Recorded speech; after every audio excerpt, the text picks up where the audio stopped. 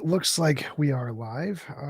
Kenneth, thanks for coming on. I really appreciate you taking the time to have a conversation with me. Sorry about the technical issues. I don't know what is causing those. Would you mind telling us a little about yourself before we get started?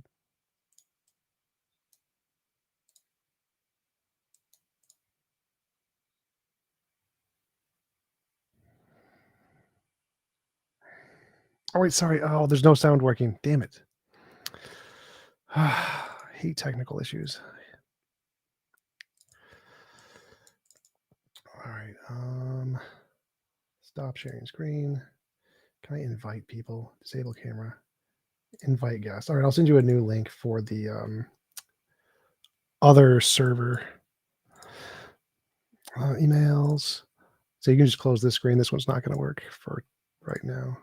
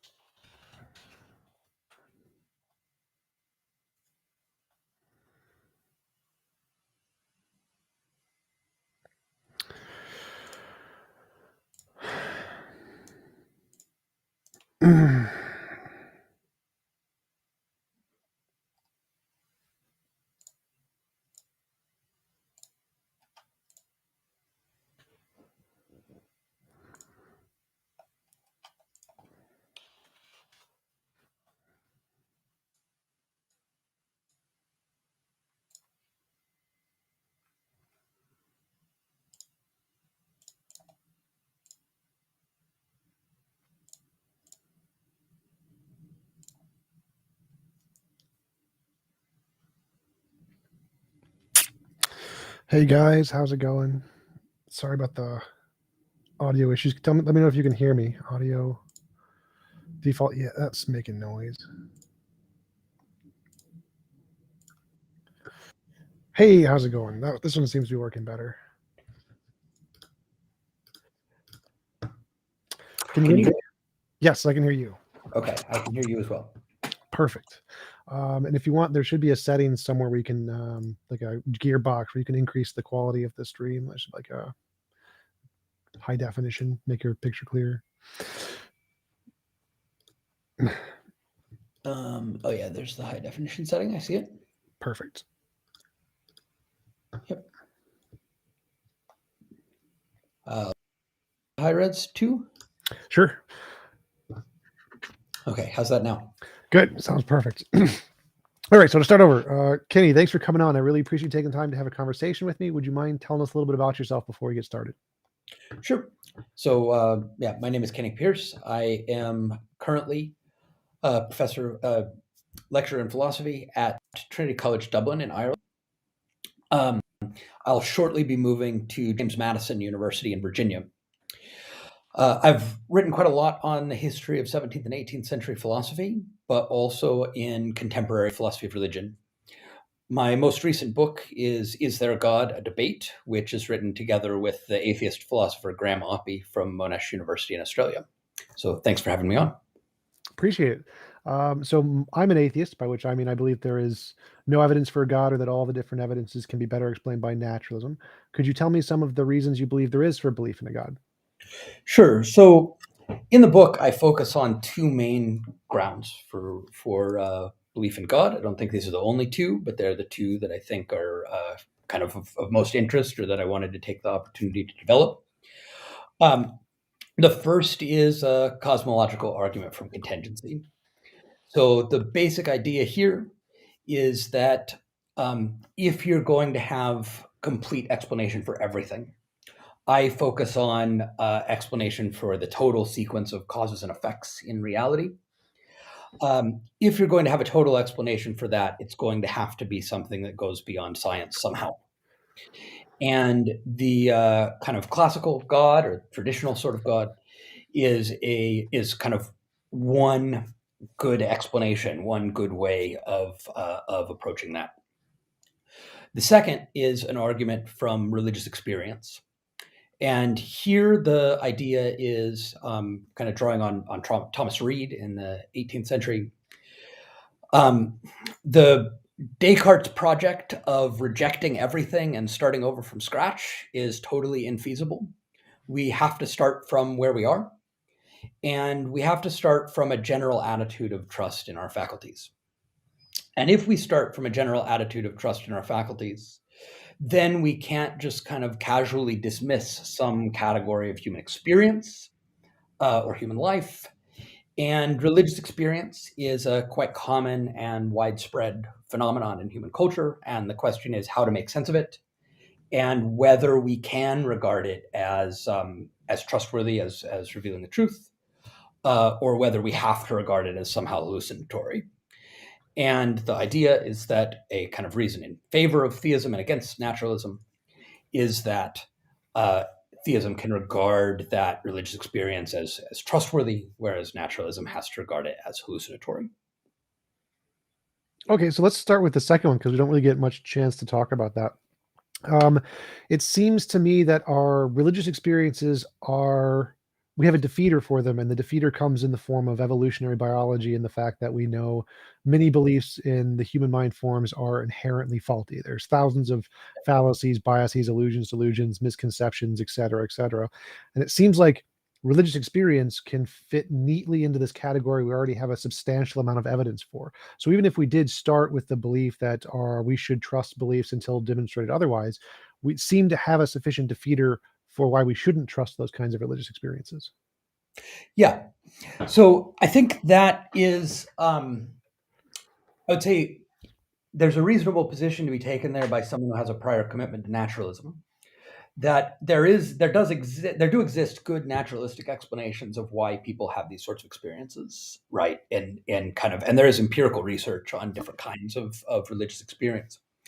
But the thing is, it's very hard to actually say what the difference is between religious experience and something like sensory experience without presupposing that you already know that there's no object for the religious experience to refer to. So, for instance, we have perfectly good evolutionary neurobiological explanation of the visual experience that I'm having right now. But we believe that it's kind of connected up in the proper way with a real world and therefore that it's reliable. We also kind of, we can't, when we start from this attitude of trust, right? If we didn't start from that attitude of trust, we wouldn't be able to do any science or get off the ground, right? But as we do that science, we discover that our trust in our senses and our trust in our memory and so on shouldn't be unlimited. We learn kind of particular biases to correct for, particular forms of optical illusion, and so on. And the question is kind of exactly which things should we regard as reliable and unreliable. And so my claim is that a kind of attractive feature of a worldview, of any kind of view of the world, is if it requires fewer and simpler of those carve outs, right? When we're saying, like, these are the things, this is where our trust kind of runs out, and we start thinking that our experiences are less reliable. And so I'm thinking What do that, you mean by fewer carve outs? So like fewer places where it's less reliable? yeah, so we say, in general, we trust our experience, right? Except in these cases, right? And what we want is kind of a simple theory of that can account for kind of why our faculties are generally reliable but unreliable in these cases, or a theory that fits well into our total worldview. And so the kind of question is, if you don't start out assuming that religious experience can't possibly have an object, right? Then do you have a well motivated reason that kind of fits coherently with everything we understand about the world and human experience and whatnot for thinking that that experience is delusive? Um, Now, I think that's not a super obvious question because because there is so much variety of religious experience. No one can say that all of it's perfectly reliable. People form lots of different beliefs based on it. But I think if we kind of start out by taking it seriously, then it provides us good reason to think that that maybe there's something to all of this, and maybe we should be looking for what kind of is the most reasonable version of a view that would regard people as having a veridical experience, an experience of something real. So my first thought would be, is I agree with you that you can't start with the presupposition there's no supernatural. That would defeat the point of the entire debate. So from my starting point, I like the I cogito. I think therefore I am, cogito ergo sum, and I think that's a good starting point. And so I start with I exist, and of the experiences I have, some are different than others. Like for example, I can imagine a unicorn, but I don't see a unicorn. So there's some difference between my sensory experience and my imagined mental experience. And I want to find a way to differentiate between these two. Which of the things that I see are mental experiences and not things that I should be seeing, that should be sensory experiences. And to do this, we need some methodology to differentiate which ones are justified sensory experiences and which ones are imaginary experiences.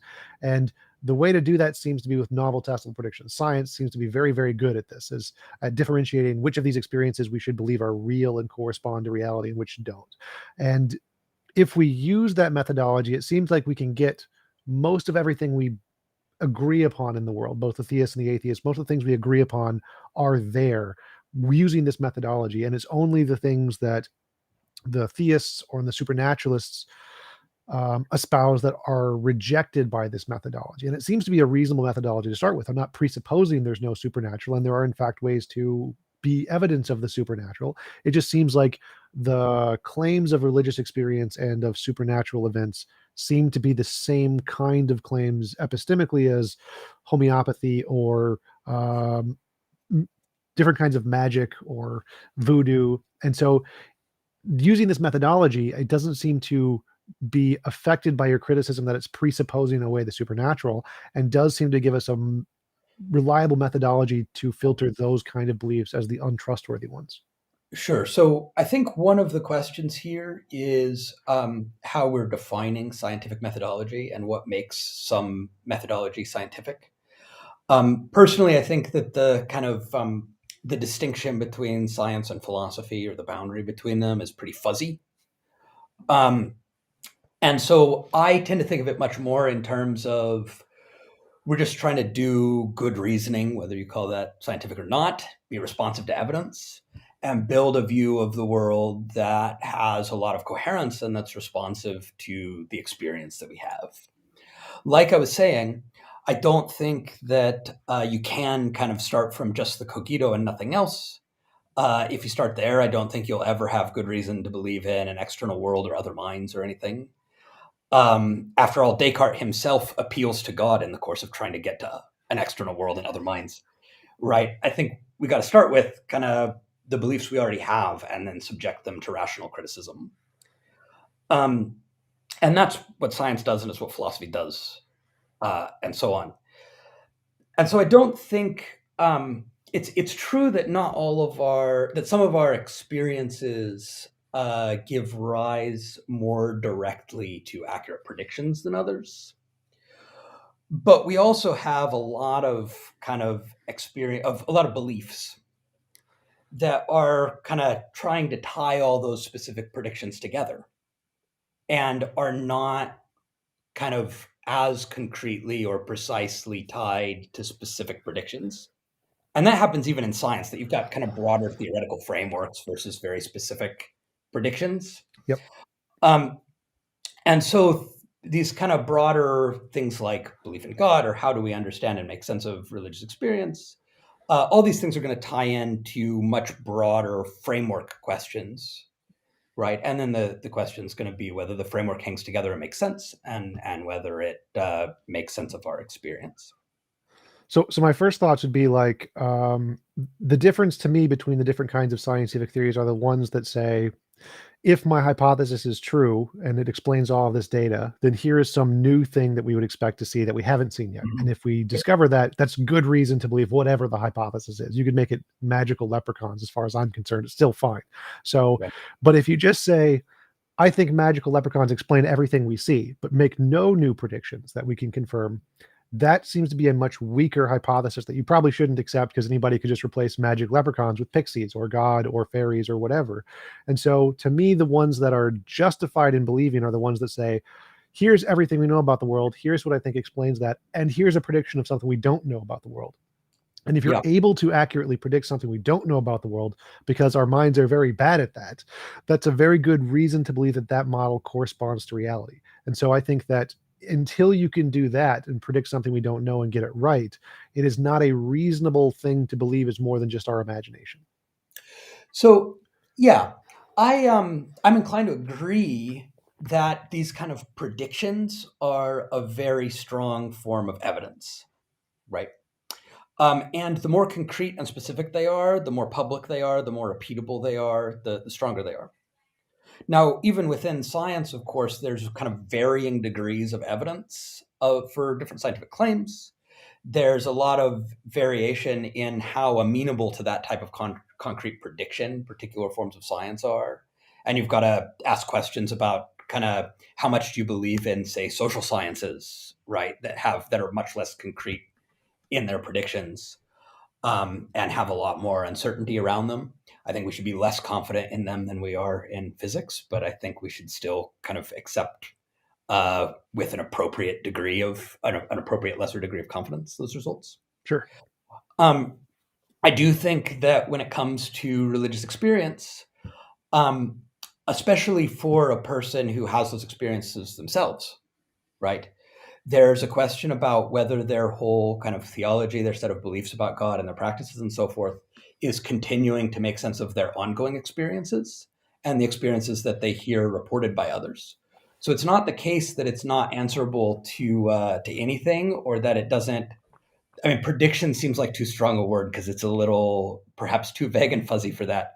But it generates some expectations, right, that people have about what kinds of religious experiences you would expect to see in yourself, in your own community and culture, and in broader cultures across the world. And so the question is, whether it makes sense of all those phenomena.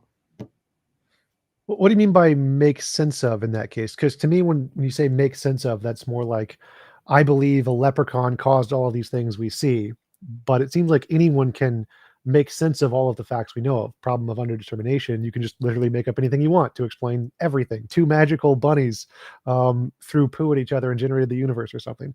But to, Yeah. in order to make it justified, it seems like it would have to be either the most plausible explanation here, or it would have to make predictions of some kind. It could be like, I pray to God to heal an amputee, amputee heals. That's great. That would be phenomenal evidence. But just being able to make sense of it doesn't seem to be a strong form of evidence, because anything can do that. There's literally infinitely many things that can do that. Yeah, I mean, sense making comes in degrees, right? So you can have a totally kind of gerrymandered hypothesis where you just kind of build in all of the phenomena. Say, here I've got this theory, and it's just a list of all the phenomena, right? And then your theory entails the phenomena. Very nice. But what we really want is something that's kind of tied together, that has a degree of coherence, right? That can kind of unify and explain the phenomena somehow in a way that's deeper than that, right? It seems less gerrymandered, and that fits together as part of a larger worldview. And this is one of the reasons. One of the things I say in the book is that I actually think the argument from religious experience and the kind of metaphysical arguments, like the argument from contingency, actually can be mutually supportive. Because part of what the argument from contingency is trying to do is say, hey, there's this kind of compelling metaphysical picture of the world that allows for the existence of a being who's an appropriate object of religious experience. And if we didn't have something like that, if we didn't have a total view of the world that allows for that, then actually I think we should endorse the kind of claim that it's hallucinatory, right? Just like if I start seeing pink elephants, I don't know. I don't know of any kind of coherent, attractive view of the world that makes the existence of a pink elephant in my office more likely than me hallucinating, right?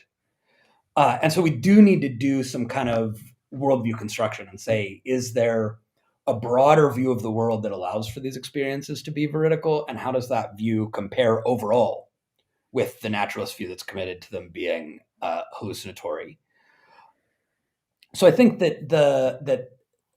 that's kind of, when I say explain, what I mean is, can we construct an overall view of the world that fits together, that is kind of attractive in a variety of respects, and that kind of allows for this to be real experience of something that really exists, and that the particular experiences we're having kind of make sense within that broader framework. So Sure. that's the kind of thing I think that theist needs. Sure. So my first intuition is that our religious experiences that people have, and I've had them, I was used to be religious, don't seem to correspond to some kind of a necessary being or like some non-spaceless, timeless, immaterial mind that isn't in any way interacting or changing its beliefs of any kind. All of the religious experiences we have seem to be very human. It's we Mhm. experience talking to a human that is very, very similar to us in many ways, and its beliefs are very similar to us in many ways. And when people think they're talking to God, we look at the neurology, and it seems like the part of the brain that activates is the exact same part that activates when you're talking to yourself. And uncoincidentally, a lot of the beliefs that God endorses seem to be the same beliefs that the person themselves has when they're talking to God. So this all seems to indicate that whatever religious experiences are, they don't seem to correspond to whatever a necessary timeless spaceless being might be. It seems to correspond to more human personalities of some kind. And so I wouldn't see the connection between, even if there was a necessary being of some kind, what would that be indicative of the kinds of personal experiences we have? Yeah. So this, to me, this is the thing that I really, I'm a philosopher and not much of a debater, right? So that means that I'm really interested in the puzzles and problems with my own view of the world. And this question of these sort of metaphysical arguments about God that I've been working on for a while, this question about, like, what, if anything, do they actually have to do with religion, was a philosophical question that I was interested in, that I was feeling like I and other analytic philosophers hadn't explored enough. And so I was kind of, part of what I was doing in this was trying to make space in the book to explore that question, because I thought it was important. Um, and so I do think that there is a certain amount of tension between, particularly for myself as a Christian, there's a certain amount of tension between, how God's described in the Bible, between how ordinary Christians think about God, the ones who haven't studied a bunch of philosophy, and the way God appears in these sort of metaphysical arguments. So that's, and then there's the question about whether that metaphysical God could even be connected in any way with actually practicing a religion, right?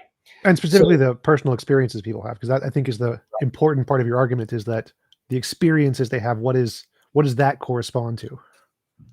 right. So that's like one set of issues, and then there's this other set of issues about the fact that people come away from religious experiences almost always thinking that they confirm whatever religion they already had. Yeah. Now, there are exceptions to that, and I think the exceptions are really important, right? But most people, that's how it is. So I take those to be kind of two separate and interesting problems. So on the first, the two of them are connected. And the thing that I want to say is that all of our experiences, including our sensory experiences, are interpreted through the lens of background theories and assumptions that we have about the world. Our way of understanding them is, it's learned from culture. We have a set of concepts. There's a, Thomas Reid calls this acquired perception. There's a bunch of contemporary philosophical literature about the way learning things, gaining concepts, for instance, changes the way we see the world. Um, so, for instance, if you know the difference between pine trees and fir trees, you just kind of see things as pine trees, right? Whereas when you were first learning that, you might have had to think about specific criteria and whatever. Um, and there are practices that we engage in William Alston calls these doxastic practices of forming beliefs that we learn for how we use our sense experience and what kind of things we look at, like when you look out the window to see if it's raining. And there's just tons of background beliefs built into our interpretation of sensory experience. Now, religious experience is going to be obviously like that too. There's reason to believe that it's like that in a much bigger way. There's some reason to believe that people with quite different theologies might be having rather similar experiences. For instance, advanced mystics, both Christians in the Catholic and Eastern Orthodox traditions and Buddhists report very similar experiences of losing the sense of self and feeling this oneness with the universe. And then they go interpret that in terms of their theologies, right? So I think what's going on here is that there is kind of a lot of flexibility in the interpretation. I think that if we're going to make sense of if I have religious experience and I'm going to make some kind of sense of it, I have to rely on an interpretive tradition. There's no way of kind of starting over from scratch any more than I could do that with sensory experience. And I think something that can help a lot is relying on these kind of more extraordinary religious experiences that I don't have that other people do. So some people do have these quite unusual experiences that kind of change their whole view of the world. And kind of many of the founders of the world religions reported things like that, but there are also other kind of major figures along the way. And I see this as being, in some ways, it's kind of analogous to, like, I can interpret my experience of this table as an experience of quarks and electrons, but I wouldn't come up with ideas about quarks and electrons by seeing the table, right?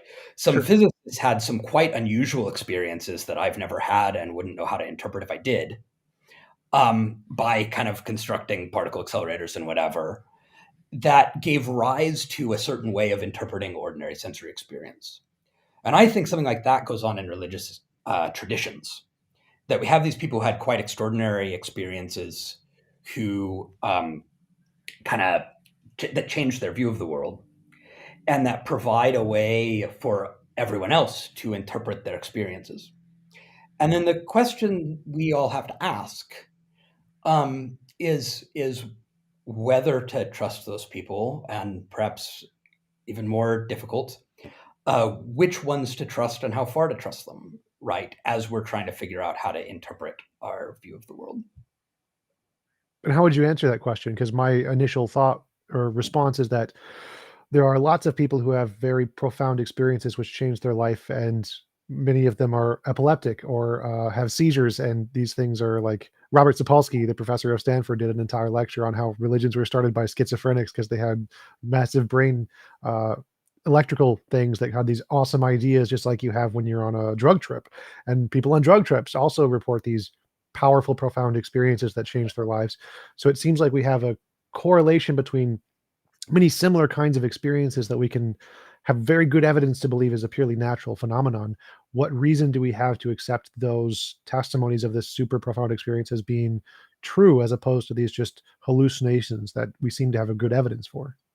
So first, this gets into other difficult issues, but I don't think that in order to take these religious experiences seriously, you need to think that there's some kind of supernatural cause of them, that there's a disruption in the natural causal order.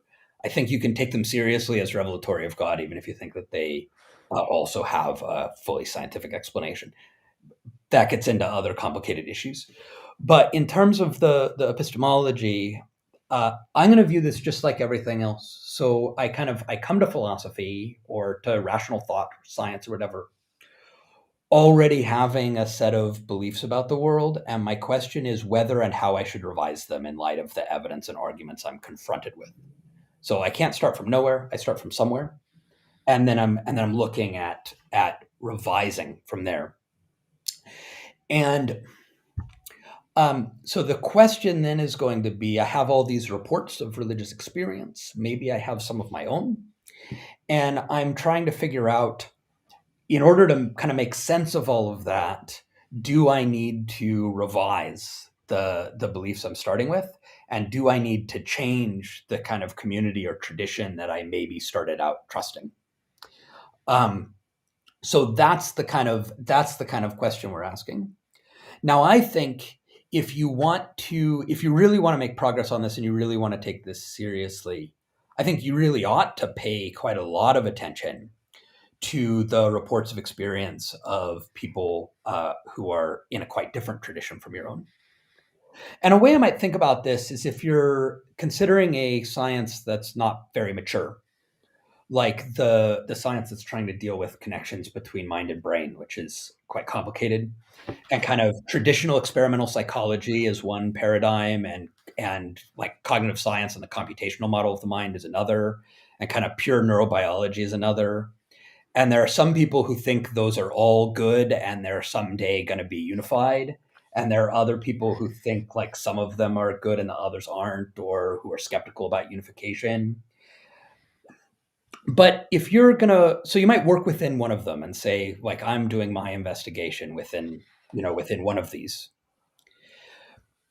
But you really ought to pay attention to the results of the experiments that the people in those other paradigms are getting, because their kind of different paradigm is going to maybe lead them to do different experiments that you might never think of that might be quite relevant, to your thing.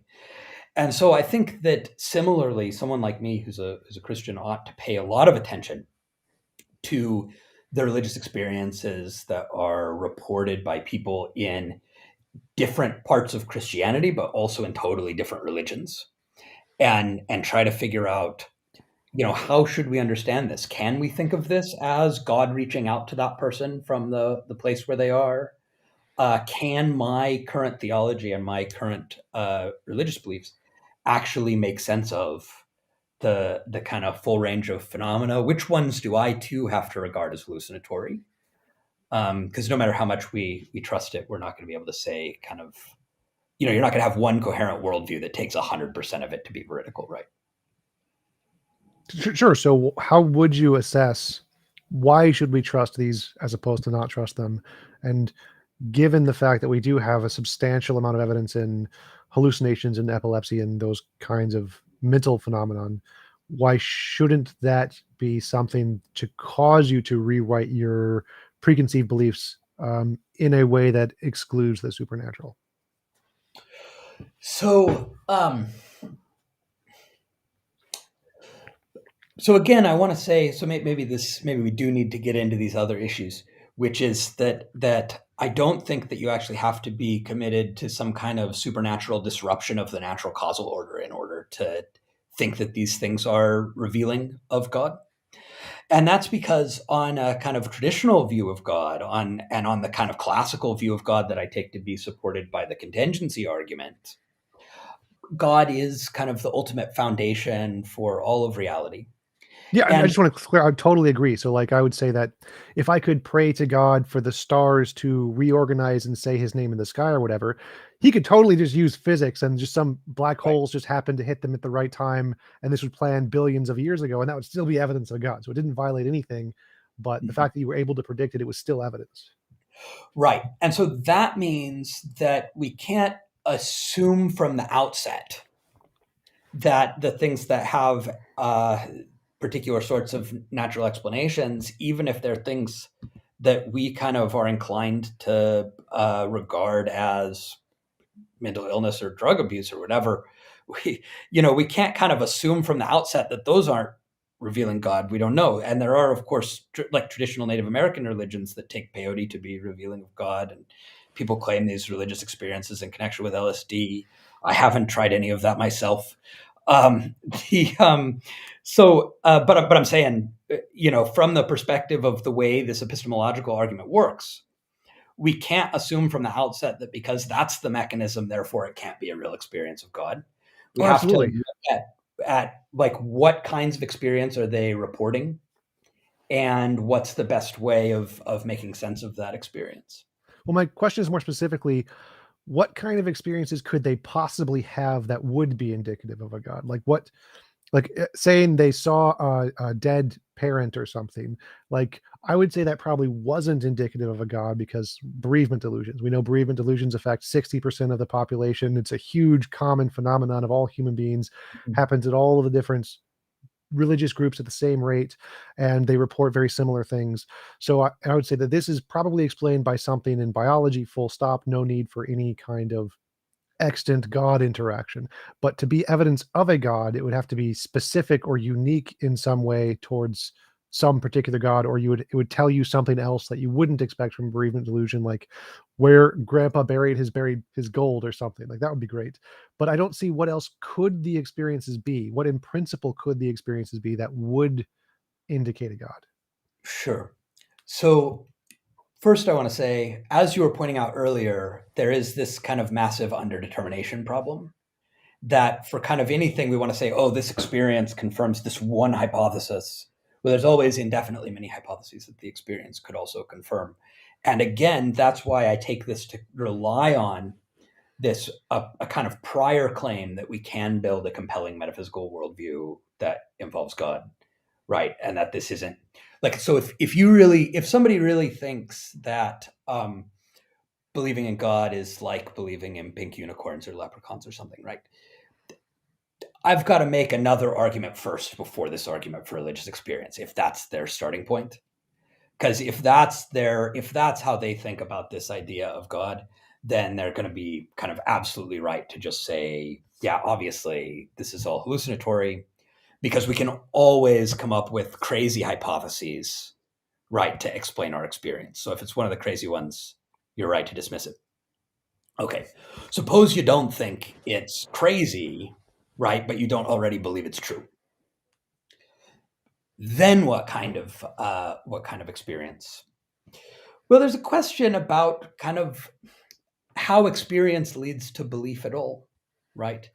And so I'd be inclined to believe in a principle of what's sometimes called phenomenal conservatism, that if that the kind of the way a belief seems to you is a sort of starting point for your reflection, right? That you kind of just take things at face value first and then look for reasons to question them later. And there are a lot of people who report experiences who say things like, I felt the presence of God. How exactly do we describe that experience? Exactly what were they feeling? Some people feel that in quite mundane circumstances. There are, I think, a lot of ritual practices are designed to stimulate those feelings. And I don't think that's necessarily bad, because similarly in sensory experience, there are a lot of things that we do on purpose to get certain kinds of sensory experience, right? Like looking out the window to see if it's raining. So the question then becomes, like, again, does it make sense to take these experiences at face value? There are also, of course, people who report literally seeing visions or dreaming dreams or whatever, and predicting that. That's what I was talking about with the kind of extraordinary experiences that might be used to interpret the ordinary ones, right? But the question is kind of, can we and should we take those experiences at face value, right? And my claim is we start out taking them at face value and look for reasons to question them, right? That's kind of my general approach to any kind of experience of the world. Okay, and I would say, even if I like agreed with you and started doing that as well, I would still say that the evidence, even if I start a completely neutral standpoint, no preconceptions one way or the other, say God is completely reasonable belief. Um, if I look at the evidence, it seems like that can be better explained by non-God causes. So like if I said, what knocked the cup over? And we could say it's a leprechaun. Leprechauns are a possibility, perfectly reasonable possibility. I don't presuppose there are no leprechauns. I can say, okay, leprechaun could cause it, but it seems like the wind did it. The wind is a good explanation. There's no need to add a leprechaun there. Could a leprechaun have caused the wind that knocked over the cup? Sure, absolutely possible. But seems like if we want to go with the simpler explanation here, we can just omit the leprechaun and say this is fully explained by these phenomenon, which can be demonstrated very reliably in the human brain. Why would we go that extra step? Even if we start, like you said, of accepting at face value, it seems like we have really good reason to then reject that after the fact because of all of the evidence we have in psychology. But what I want to say here is, of course, we can make a perfectly good explanation of my visual experience right now by just talking about my brain without talking about a computer screen or a signal being transmitted over the internet or you, right? Sure. So there's a question about like why my brain is doing that right now, right? And then we get to these other things. And so kind of same thing. The question is kind of, should we think that in some way this is ultimately connected up with a deeper reality? And I would say that also in the visual experience case, we can't give much more reason at this outset than it seems like that to me. Because if I don't start by assuming that my visual experience is revealing an objective external world, then I'm not ever going to get that whole story about brains and eyes and light waves and so on, right? So I start out, it seems to me like it, and then it turns out that my kind of total view of the world, as it were, kind of works better if I continue taking my experience regarding my experience as ultimately connected up with a person in another part of the world who's looking at a computer screen, kind of like my computer screen, and this sort of whole story about the transmission of information. But I could say, there's this very local story, right, about just my brain, and what's the justification for positing all that other stuff out there?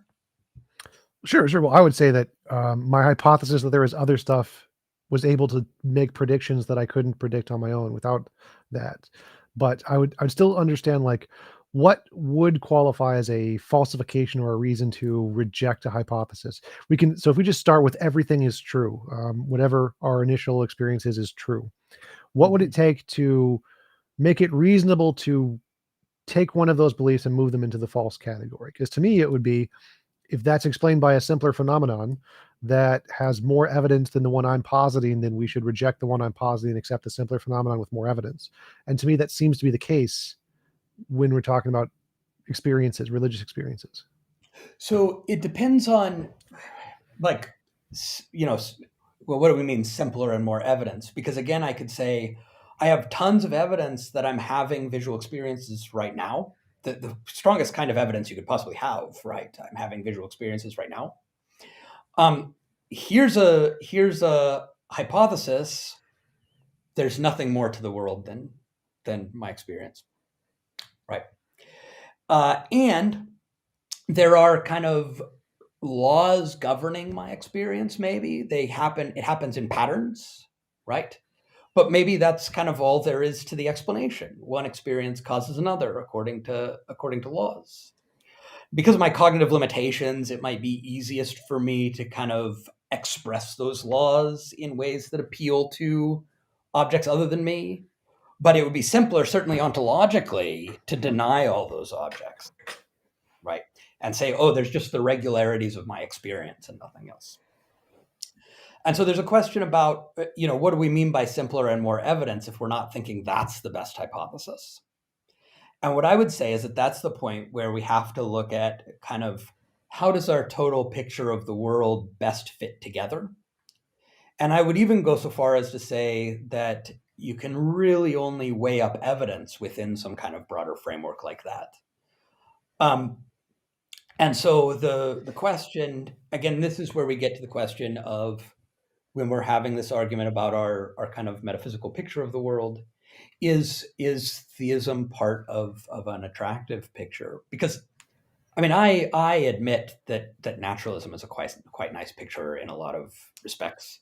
I have views about what the best version of naturalism is. I didn't always agree with Graham Oppy about that in the debate, but I kind of, here's one attractive picture, and then I try to say, here's why I think theism is another attractive picture, and here's some reasons why I think it's kind of better on the whole. But I really think we have to look at the interpretation of our experiences and the weighing of evidence within a broader framework, and also do some of the work of comparing frameworks and see which one makes the most sense overall. Well, the question is more about like falsifiability here. Like if you start with the presupposition God exists and that's your worldview and it makes sense to you, what kind of experiences would you need to see to make that a possible belief that you would dismiss? What can we see that would say, oh, this religious experience, nope, it wasn't God, it was actually naturalism or something? Because to me, it seems like from the methodology you're proposing, there's no way to do that. It just seems like you think it's God's experience that makes sense to you, and there's no way you could ever come to the conclusion that no, it was really just the brain. So first, we've mentioned underdetermination a couple of times. Part of the thing about these underdetermination worries is that Popper's falsifiability account of science doesn't really work. Because you can always add more epicycles, you can always kind of tweak the hypothesis or think that there was some kind of experimental error. There's no such thing as kind of absolute falsification. There's always a question about, in light of this evidence that doesn't quite fit, how am I going to adjust my view of the world? Sure. And I think you've always got options. I think there's always more than one rational way to go when faced with that. So having said that, what I would say is that it's hard to be very concrete because it's hard to describe kind of individual mystical experiences or things in language, and the kind of public experiences like engaging in rituals or liturgies tend not to be the ones that have kind of huge amounts of evidential value, right? But I do think, one, by reflection, I could come to think that the kind of theological picture was just incoherent. For another, you could have certain experiences. I mean, I think some people are rational by responding to the evils in their own lives by becoming atheists. I think some people do that rationally. I just, because of these kind of underdetermination things, I don't think everyone has to do that. But you might kind of look at your life, right, and look at the experiences that you're having and say, you know what, the view of God that I have had and the understanding of my experience of God and the world really led me to believe that that if I went through this kind of suffering, I would feel the presence of God in it. Maybe that's it, right? Because some mystics really do report kind of feeling the presence of God all the more in the midst of their suffering. What was the guy, famous Jewish Holocaust survivor, Viktor? I forgot his name. Viktor Frankl. Oh, maybe. Yeah, about the absence of God. You mean a similar story to what I'm telling? Yeah. He went through the suffering and it benefited his faith or something along those lines. Oh, sure. So, I mean, some where it benefits and some have just the opposite response, right? Yep. And so I think perhaps you've got this kind of theology where you think that closeness to God comes through suffering, and you experience suffering and only experience alienation, right? We all have no choice but to kind of prioritize what we see with our own eyes over what other people tell us, right? We should take seriously what other people tell us most of the time, but we all have no choice but to prioritize what we see with our own eyes. Which isn't to say we never attribute hallucinations to ourselves, but we're very reluctant to do so, and rightly. And so a person who went through that kind of experience, I think, could be very rational in rejecting God as a result, depending on kind of what their prior starting point is. Could you explain that, like, with an example? So, like, if I have, let's say we see a hoof print in the snow, and one person says it's a horse, the other person says it's a unicorn, and we want to assess the reasonability of the two belief systems. It seems to me, based on what you provided, is that if the person who believes that it's a unicorn has a coherent worldview to them, and it seems like an attractive worldview to them, they're justified in believing the unicorn. And the guy who says it's a horse, because I know horses exist, there's a horse down there, I can literally see a horse, it's most likely a horse, there's lots of this evidence, same size hoof print, that guy would be at the same level of justification as the guy with the unicorn? Yeah, assuming that their worldviews are kind of equally coherent and equally explain the other available data and so forth. And so if we wanted to refute the unicorn belief, right? We'd have to hear a lot about this unicorn worldview and how it worked. And so we'd have to get into other arguments besides that like hoofprint thing, right? So we say, here's this hoofprint. I have a worldview where it's got to be a horse because there aren't any unicorns at all. You have a worldview where not only could it be a unicorn, but you think it is a unicorn because you think that's somehow more likely than it being a horse. So a worldview where like unicorns are quite common, more common than horses, or more common in this circumstance than horses, or whatever. Right. So now I need to hear a lot more about that worldview and start trying to point out tensions or contradictions in it, start trying to point out evidence that it can account for. And so this is just to say that like no one argument by itself should make a person be a theist or a naturalist or something else. Right. There's a whole bunch of stuff very broad that really has to be discussed here. And this whole argument from religious experience, it's only going to do anything for you if you think that that a certain sort of theism, a sort that can make sense of these religious experiences, is a view that's worth taking very seriously. To me, that seems very counterintuitive because, from my perspective, the guy who thinks it's a unicorn who made the hoofprint in the snow is always going to have like a significantly higher burden of proof than the guy who thinks it's a horse. So, like horse, yeah, we have evidence of horses, lots of past evidence of horses, no past evidence of unicorns. So, to me, it wouldn't matter how coherent the person's worldview is. You could make, I would assume, as I am a very limited human being, not the most intelligent person ever, probably, but that person could probably construct a coherent worldview. They could be very, very intelligent and very articulate and create a worldview with lots of very big words that I don't understand and make it seem very coherent. But Yeah. that wouldn't add any weight to the probability it was a unicorn. I'd just be like, okay, give me extra evidence of unicorn. I need something more than just you have a coherent way to explain the stuff you see. Well, so I think we should distinguish two things. One is whether the other person is being rational in their beliefs, and the other is whether they're giving you any reason to change yours. Because it is possible that two people can kind of rationally disagree without having provided each other any reason for change, right? Sure. And so is the unicorn person rational?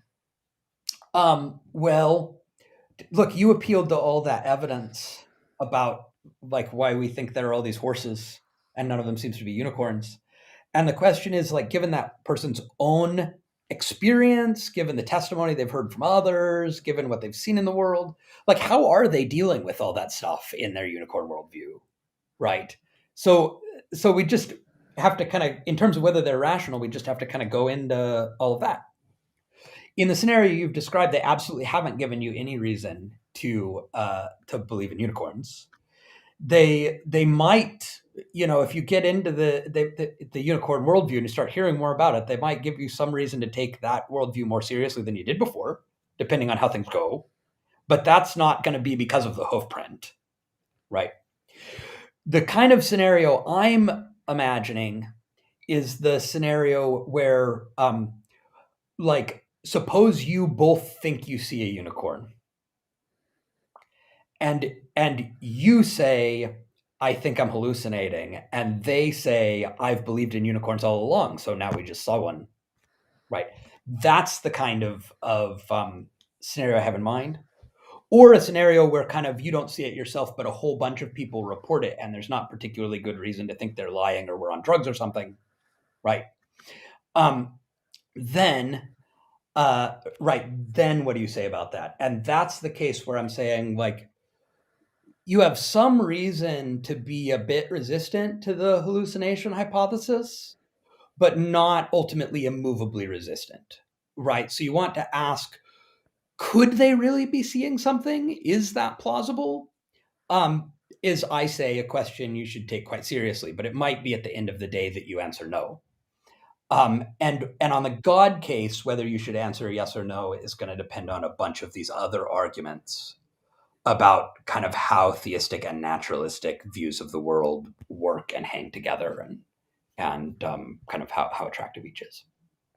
So would that apply to people who study Bigfoot and the Loch Ness Monster and aliens, if they already have a deeply held belief that is coherent to them that these things exist, and they see an experience that they interpret to be aliens or Bigfoot or the Loch Ness monster, they're rationally justified in believing that, even given all of the empirical evidence we have against them. Well, we're presupposing here that their kind of prior view of the world made sense and dealt with their previous evidence and so on, right? The evidence that they possess. If so, so suppose that someone rationally believes in Bigfoot. Who cares what kind of, rationality is, people can be rational without getting things right. I like to compare it to, you could be the best poker player in the world, but if you're dealt a string of bad hands, you're going to lose. Being a good poker player is about doing the best you can with the cards you're dealt. Being rational, similarly, is about doing the best you can with the kind of inputs that you have to your thought processes. Sure. So suppose someone has some kind of crazy background and upbringing, that's something bizarre, that leaves them with a rational belief in the real existence of Bigfoot, right? Suppose they're rational in starting out with that belief, and they do have a whole world view that makes sense around that. Then I'm going to say, yes, if they think they see Bigfoot, they should believe it. And if we want to put them in a position where they're rationally obligated to change their mind, we're going to have to bring up evidence and arguments that make that background worldview no longer make sense. And in the Bigfoot case or the alien case, I would say that should be possible. There's kind of evidence and arguments in the world to undermine it. Could you explain that more? What do you mean by make the background worldview less rational? Yeah. So it's just like suppose they don't even know that there are tons of zoologists and paleontologists and so forth who go out digging for fossils and cataloging animals and so forth, and none of those people have seen any evidence of Bigfoot. Suppose they don't even know that that lots of other people have gone looking for evidence of Bigfoot, and the best they've brought back is terrible. Suppose they were misled about what evidence there is in their, childhood upbringing or whatever. And so we just kind of like bring that all in and say, what are you going to do with it? Right. And the question is whether kind of after all of that, should they be convinced that, it's more likely that I didn't really see Bigfoot than that I did. And whatever other kind of explanations there are for why it might have seemed to you that you did. Right. Would that not be exactly analogous to what we could do in the religious experience case of, like, we can say you were brought up with these facts, young earth creationism, those are proven false, or there's a lot of people who've looked for religious experiences, haven't found it. There's a lot of reason to think that the religious experience you did have could be explained by a bear or a delusion of some kind. It seems like there's a one-to-one correlation we could make to the people, or to the arguments and evidence you could present to the Bigfoot person and the arguments and evidence you could present to the religious experience person. Why would there be what's the symmetry breaker between those two that makes it rational in the case of Bigfoot to reject Bigfoot, but not in the case of God or religious experience? So I do think that that we need to follow exactly the same procedure. And I do think there is a whole bunch of counter evidence, right? Like the world doesn't look like it was created by an all-powerful benevolent being, right? Like I'm looking around and that's not what I would expect on this hypothesis. The plurality of religions is a bit puzzling, right? If religious experience is supposed to provide people evidence of God, and God wants everybody to know, and so on. So that's why I keep saying kind of no one argument can decide the case, right? And there are good arguments. I think there are good arguments against theism, and there are good arguments for theism. And we kind of have to look at the full range of arguments here. And that's why I really, really don't like fideism. Okay, I'm really not into, it's just faith, don't subject it to rational criticism. As a philosopher, I'm all about subjecting beliefs to rational criticism. And I kind of really like to pay a lot of attention to the problems with my own view, while also raising problems for other people's views. And so I don't, this isn't supposed to be a picture on which you can ignore all of that counter evidence, right? It's supposed to be a picture on which you have to take that counter evidence seriously. and you have to kind of do the hard work of trying to figure out, is there a total theistic worldview that kind of makes sense of all of that? And you mentioned young earth creationism. And I believed in young earth creationism when I was 19. Okay. And so I'm talking about this process of philosophy, right? Where we start with some beliefs, we subject them to rational criticism, and we change them. And I will say unequivocally, I don't think you can rationally hold young earth creationism when fully apprised of the available evidence. Okay. Some people have bad evidence, right? And they've been misled in various ways. They might be doing the best they can in the epistemic circumstances they find themselves. But I do not think you can rationally hold young earth creationism when you're fully apprised of the evidence. And actually, in terms of what kind of progress we make in this kind of thought and debate, I think it's a lot easier to kind of rule out a bunch of bad theistic worldviews and a bunch of bad atheistic worldviews than to kind of decide between the best theism and the best atheism. So I do think there are views, including views I used to hold, that we can and should rule out by the very kind of procedure you're describing. Sure. So I think my question is more specifically, though, if we could make a one-to-one correlation argument. So if we listed out all of the reasons you think the Bigfoot person would, the counter evidence you could present against them that should make them less confident in their belief, and up to some degree where you'd say, okay, at this point, they'd probably be rational to reject Bigfoot. And if we paralleled that and showed that every single one of those arguments had a parallel argument to theism and religious experience, and we could show that they have essentially the same weight. So the weights of the arguments against Bigfoot would essentially be the exact same arguments with the exact same weight against theism. Would that cause you to reassess your belief in religious experience because they have, just like you think the Bigfoot person probably shouldn't believe because of all these reasons, and the same reasons exist against theism? Would that cause you to reduce your confidence in the religious experience case? Absolutely. Yes. So, and again, I'm not a super confident theist. I said I don't like this, like, conceptions of faith that make beliefs held by faith immune from rational criticism, right? What I think is, like, I spend all this time on rational criticism, and I know that I kind of can't be super confident, but I have to figure out how to go out and live my life. And that's kind of how I think about faith, is that there are certain beliefs that I kind of might know I could easily be wrong about, but I still sort of rely on them in practice because I need to, for a variety of reasons. That's how I think about faith. So yes, I adjust my confidence up and down in this stuff all the time because I spend my days thinking about philosophical arguments.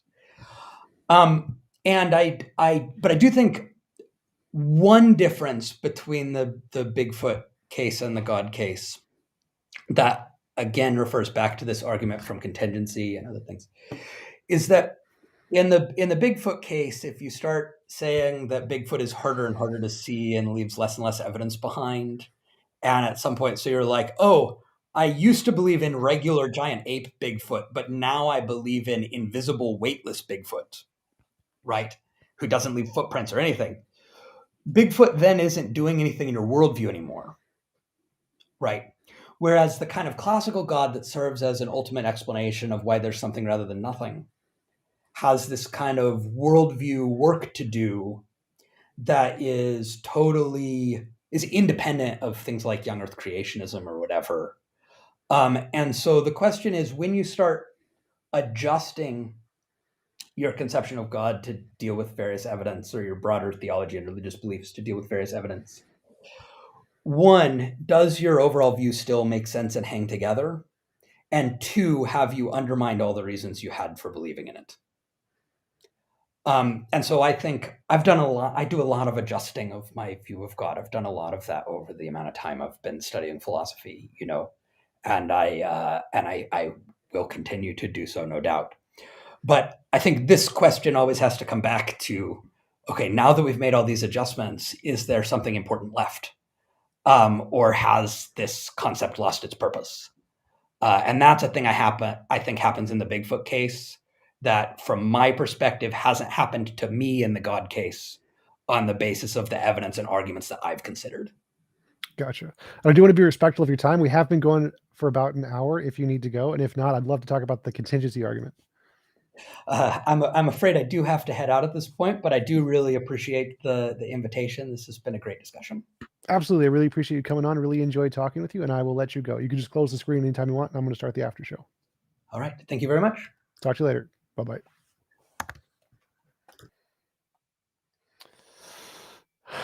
All right, guys. After show. How do I don't know how to do an after show on Restream. Because it gave me maybe a screen share. Is there a partial screen share? Maybe it's a partial screen share. Contain. Oh, I think I know what that does. All right. Let's go to social media. Discord. I can't use Streamlabs because Streamlabs broke. After show. Hello, Jeffy Pop. All right, let's see. Screen share. Window.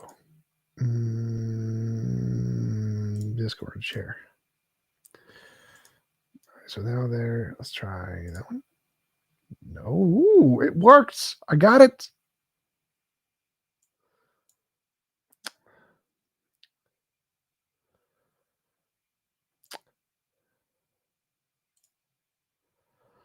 All right, guys. Anybody? I should probably put the link in the thing so people can join. Hello, Digital Gnosis. How's it going?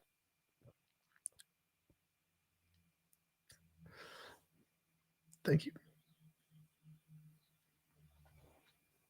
Going to the classical one, is contingency better explained by naturalism than theism? Can we say that it's quantum fields or whatever? And is that a better position than saying it's a non-physical mind of some kind? Wouldn't we be more rational to think that it's a quantum field than something we have no evidence can happen?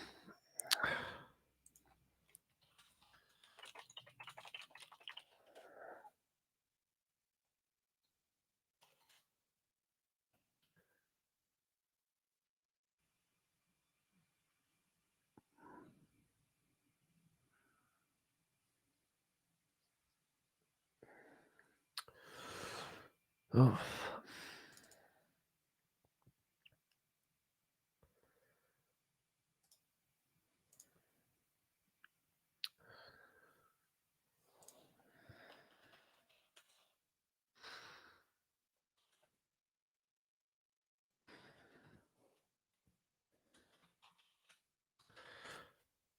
Yes, I can hear you.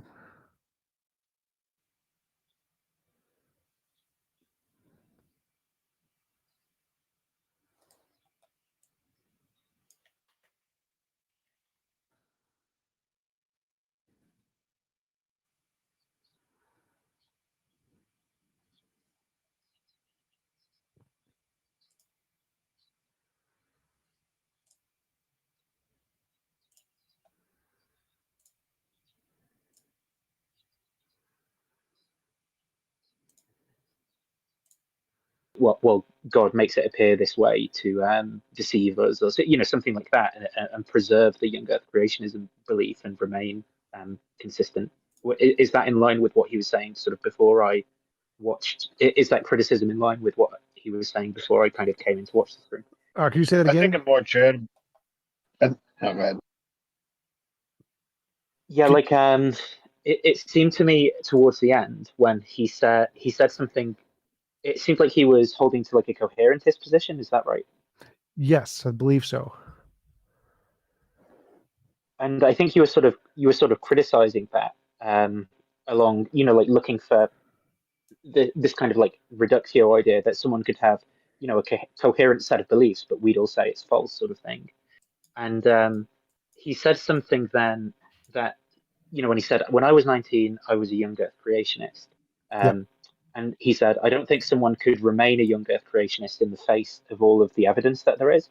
And I think that that's inconsistent with his position, because he should actually be committed to the idea that what someone could do is, rather than, reject young Earth creationism, they'd like, maybe they'd say, well, actually, that God's testing people. They'd form this extra belief: God's testing people's faith through like tree rings and geological records and fossils, and actually, young Earth creationism is true, but God had this desire to test people's faith in this way.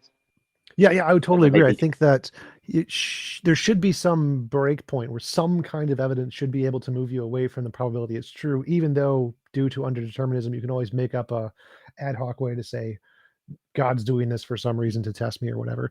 And that's kind of what I was asking him about for like the last half an hour, I think, was what is the criterions that would need to be made that would make it justifiable or irrational to continue to hold a belief. And the only ones he listed was for the Bigfoot ones. He said that if we presented this evidence against Bigfoot, then they should probably not hold the belief in Bigfoot after this was presented. And that's where I said, well, so if we presented these exact same things to theism, would it still be that way? And he said, no, because God still explains the origin of the universe, which Bigfoot doesn't. Right. Yeah. Which I guess, why couldn't the young Earth creationists sort of say that in the face of this evidence, which someone's suggesting they should interpret in a different way, like tree rings or whatever? Yeah, I should have thought of that. That's a really good, it would be a really good response. Also, why does the explanation of the origin of the universe qualify it as being like held to, whereas like just Bigfoot existing doesn't? Well, I think the argument is that if your hypothesis explains something, like some unknown fact about the universe, then that reason is explaining that is one of the reasons you believe in the thing. So if you believe in Bigfoot to explain dark energy or something, and so even if you think of Bigfoot as an invisible spaceless or an invisible spaceless timeless thing that doesn't affect the forest, you still have this other reason to think he's there that hasn't been debunked yet. So that's to me what it sounded like, that he was saying that because it does some epistemic work, has some explanatory power of some other phenomenon, then it's reason that hasn't been debunked yet. You still have a reason to hold to that, even if there's other things about it that have been debunked.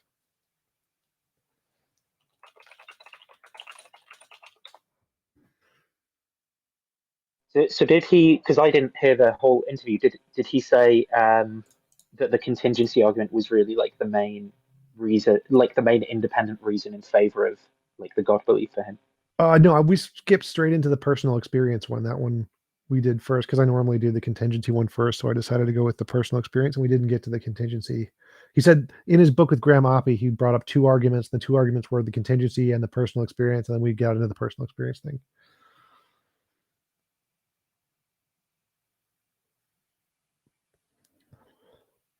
That's interesting. How did he give a reason why he thought that God is the cause of personal experience rather than something else, or like a better explanation, or like how did he phrase it? Yeah, so that was most of our conversation. I was like, well, why should we believe this is personal experiences of a God and rather than delusion or whatever? And he said that he gave the classic Plantinga argument that we should accept things until demonstrated otherwise, or accept beliefs, properly basic beliefs, and that the fact that you start with the belief that God exists and he explains the data justifies that it's a rational belief to hold.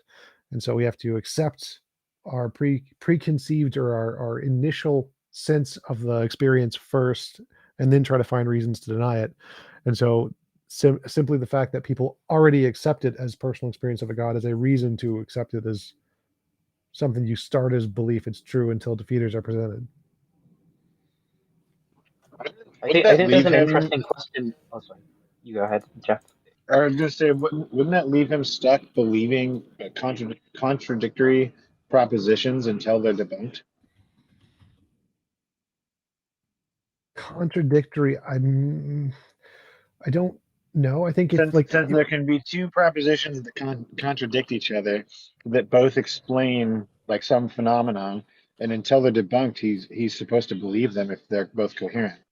well, I think it's that if you hold those beliefs, then it would probably be self-defeating. But if you only hold one of those beliefs, whichever one you hold is justified, and the other one isn't because you don't hold it. So even though two people could hold two contradictory beliefs, they'd both be justified in believing it, even though one of them is necessarily wrong. So his whole thing is just that it matters to the individual what the worldview is, and he doesn't really care about like the metaphysical ultimate truth or whatever? No, I think we were talking about epistemology, not ontology. So he's saying that it's rational for a person to hold a belief if they already have all these preconceived beliefs, and it's a coherent worldview for them. So they believe in God, and they have this experience which is explained to them by their preconceived beliefs to be God. Therefore, they are rational to conclude it was God. And then that's different from the ontology question. Oh, sorry. Go ahead. I think there's something to push him on here for his like coherentist position, because generally one of the main things that sort of motivates coherentism is the idea that perceptual experience, isn't it, there's no like givens in terms of the content. So like if I have like something seems red to me, for example, like it doesn't have the cognitive content of like that is red or whatever. Only like a belief can justify another belief. And so this is one of the things that's sort of used to motivate the idea that we can only have like coherent webs of belief, but we can't kind of get outside them.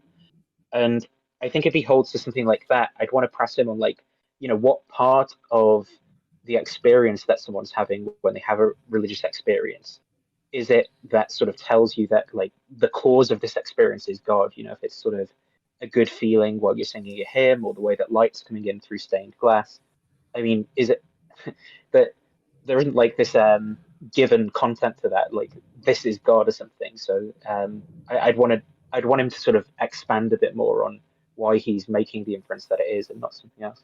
Yeah, absolutely. I asked him that exact question, and he said the reason is because people say it's God, they feel it's God, and he said it's hard to express what the experience actually is, but because they believe it's God, that is essentially the thing that justifies it. That and the fact that it comes apart as a part of a coherent worldview. Yeah, it's like, well, what does it mean? It feels like it's God, like what is that? Well, that's the Plantinga thing, where it's rational to hold a belief until defeaters are presented, and since it's a part of a whatever coherent worldview, and you just inherently believe that this was an experience of God, well, that's good enough. So as someone who was previously religious back in my like teens and very early 20s, yeah, I mean, I grew up heavily involved in the church, and the way they play their music and the after prayer services, it was a evangelical like faith assembly kind of church, and it brings about like these emotions and these feelings and like the chill up your spine, and they kind of have it down to a science per se, and the way they explain it, the way it's explained to you, is that's like the feeling of God. So it's like, here is this feeling, and here's the answer why you're feeling that, without any other kind of like knowledge of how you could get to there. You just kind of accept it whenever you're in that environment.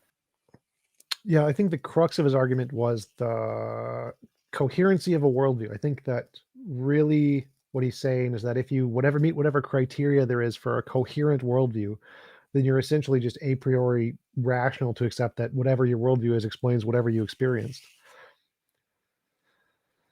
Did he say that like he also believes in psychological explanations, or like like priming or memory contamination after the fact? Because if he also has those beliefs, then they could do the work for him as well, right? Like it would still be coherent for him to explain his experience in terms of those things. Yeah, he said that it's not a contradiction to say that all of the experiences we have could be fully explained by natural law and still be a miracle. So like the example I gave was like, I could pray to God to realign the stars and spell out I am God or whatever, but that could have all just been from black holes going into the correct location billions of years ago, and it spelled it out coincidentally. That would still be evidence of God. So it seemed like he was saying that even if this was explained by purely biological, mental, neurological functions, it could still be experience of a God, and he's still rational to believe it's an experience of a God because of the coherency of his worldview argument. And would he say the reason to like overdetermine the explanation, or to overdetermine the explanation, is going to be because of the contingency argument or like other arguments in favor of God's existence? Yeah, so he's saying is the coherency of his worldview plus the contingency argument gives justification to do that, to add that extra thing that is less simple. And he was using the analogy of the solipsism thing. Well, we can conclude there's an external world, even though the simplest explanation is that just your experience exists or whatever. And the reason is because of coherency plus this other argument about contingency and the origin of everything. I didn't get to hear the entire conversation. Did you ever get to bring up post hoc rationalization? Because his position sounded a lot like a large defense for post hoc rationalization. I'm not sure if it would be post hoc, because it's since he starts with the belief God exists and then explains the things he sees with that belief, it wouldn't necessarily be post hoc. So I didn't bring that one up. He did at one point mention seeing a thing and then modifying your view to account for that thing, like having new evidence presented and then changing your view to explain that new evidence. And that's where I got post hoc rationalization from. I don't remember exactly how he put it, but it sounded like a fairly clear description of post hoc rationalization to me. I vaguely remember that, but I think it's fine to change your belief with new evidence. That's not. I don't think that would be post hoc. It's the hoc part is the post, but it's not hoc. So it's perfectly rational to, when you're presented with new evidence, change your beliefs. And I think that's what he was talking about. Not that he was using post hoc reasoning to just say, here's something I don't understand. Ah, God did it.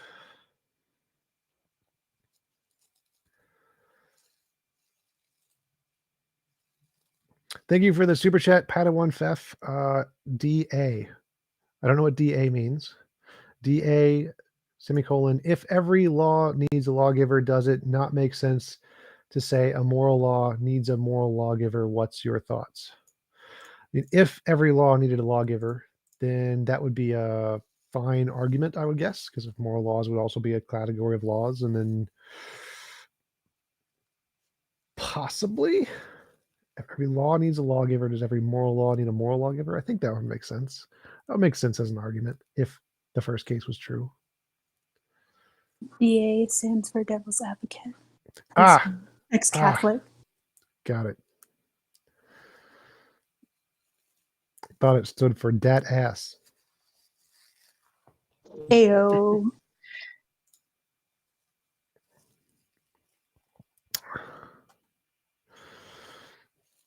Anybody else got any questions, comments, interesting things they're doing? What do you do up to, Digital Gnosis? Any new shows coming up? I'm literally just about to go to jiu-jitsu, but in terms of streams, oh yeah, on Friday, it'll be Friday in America as well. Did you see that? If you saw, anyone saw that Skydive Phil documentary on the Kalam with Alex Malpass, Ari Falkmed, Booth and Valenkin and all those people, sort of that Craig responded to. James, Fodor, and I are both going to be interviewing Skydive Phil on Craig's response that he did to that documentary this Friday, so people might take an interest in that. And then, other than that, I've not got anything that interesting planned for a while, I don't think. Yeah, I really like that Skydive Phil review of Craig's argument, except at the end where they said, what was it? Causality isn't a thing or whatever. I think that was the one that just, there is no causality. I mean, that part I think is a stretch. I think it's a bad way to phrase it that makes the argument sound weaker. But other than that, I liked most of the responses they had.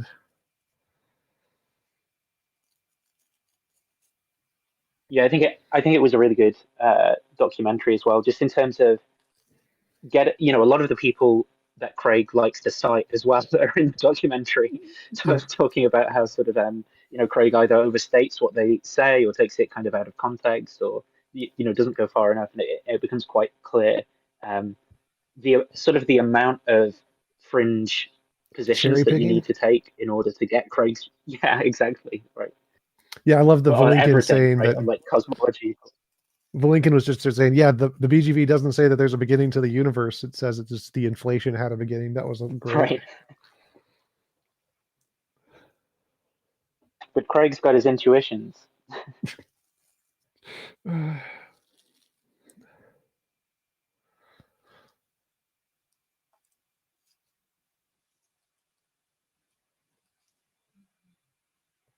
Okay, well, I'm going to listen to the start bit of your interview while I go for a walk, so I'll see you around, Tom. But See ya. Talk to you later. later. So I was wondering if he was the Pine Creek theorem applies to him, and I why don't he know. was able to like reject I didn't ask younger about his hope. wife, so I don't know. Yeah, no, Pine Creek would have asked him.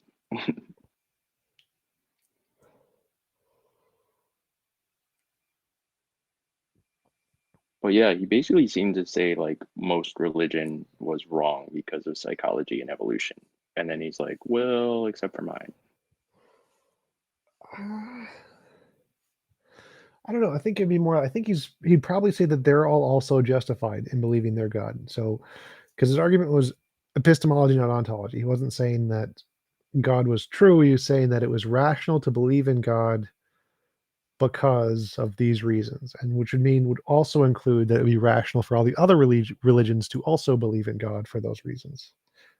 So that would be a good question to ask him, like what Digital Gnosis said of, would there be a difference? Are some of the other religions unjustified, even though they also have the same criterion of they think God explains the origin of the universe or whatever, based on some set of facts? And if so, why don't those same set of facts apply to your religion? Yeah, at some point, I can't remember the exact question, but you'd asked him about, people that believe in Bigfoot, are they rationally Justified. justified? And he agreed. He was like, yeah, according for their worldview, yes. Yep. That's definitely a hard point on disagreement of, I don't think that the coherency of a worldview can in any way justify belief in it without some kind of independent methodology. Because like I said, I think if you're smart enough, you can always construct a coherent worldview of just anything, Bigfoot, UFOs, whatever. And for it to be justified, you need more than just your ability to make a coherent explanation. My problem is it doesn't do anything like for you to just be like, well, here's an answer, but I come from a spot where it's like, I guess if you're not sure or if it doesn't like provide any extra answers for you, that I'm trying to figure out how to like word this, that you can justify in some way. I don't know. It's just finding an answer to something out of convenience, but not out of evidence. Like, out of the gaps, I guess. Are you describing Occam's razor?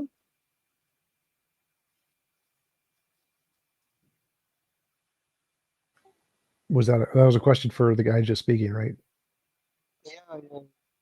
Oh no, no, I wasn't talking about Occam's razor. I don't think Occam's razor is good at all, just because it's a kind of false dichotomy. Okay. False dichotomy. The way that people present it usually. Oh wait, no, I'm thinking of something else. My bad. Occam's razor is just Occam's that razor- we should not posit more entities than necessary. Yeah, I was thinking of I mixed them up. The one where it's like you should believe in God because otherwise you go to hell or whatever. Pascal's wager. Yeah, my bad. Wager and razor are very similar sounding words, so I can understand that. And that's why I had a wager with my enemy's balls.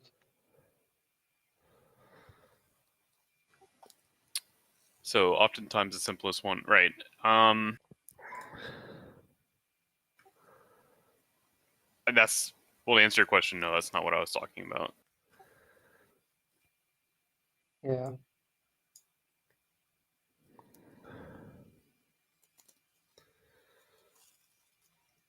My main issue with Pascal's wager is it fails to mention that over 4,000 religions exist. So if you like add that into the denominator, it makes it like a starting chance of 0.02%.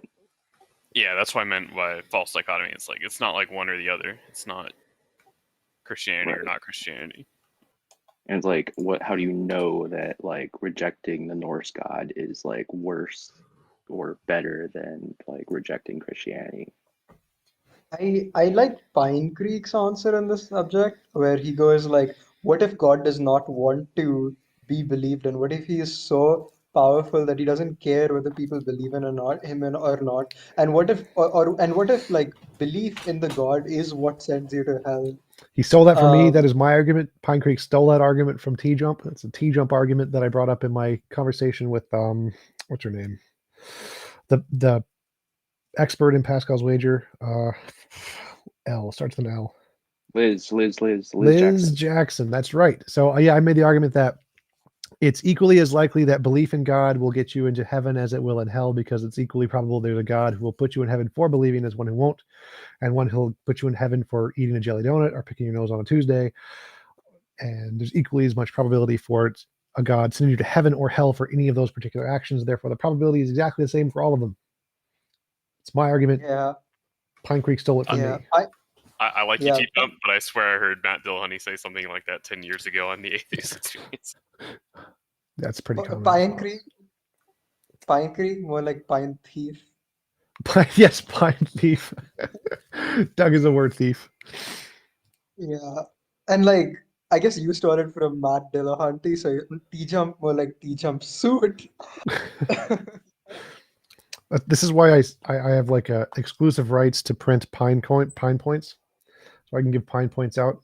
It's because he steals all my arguments.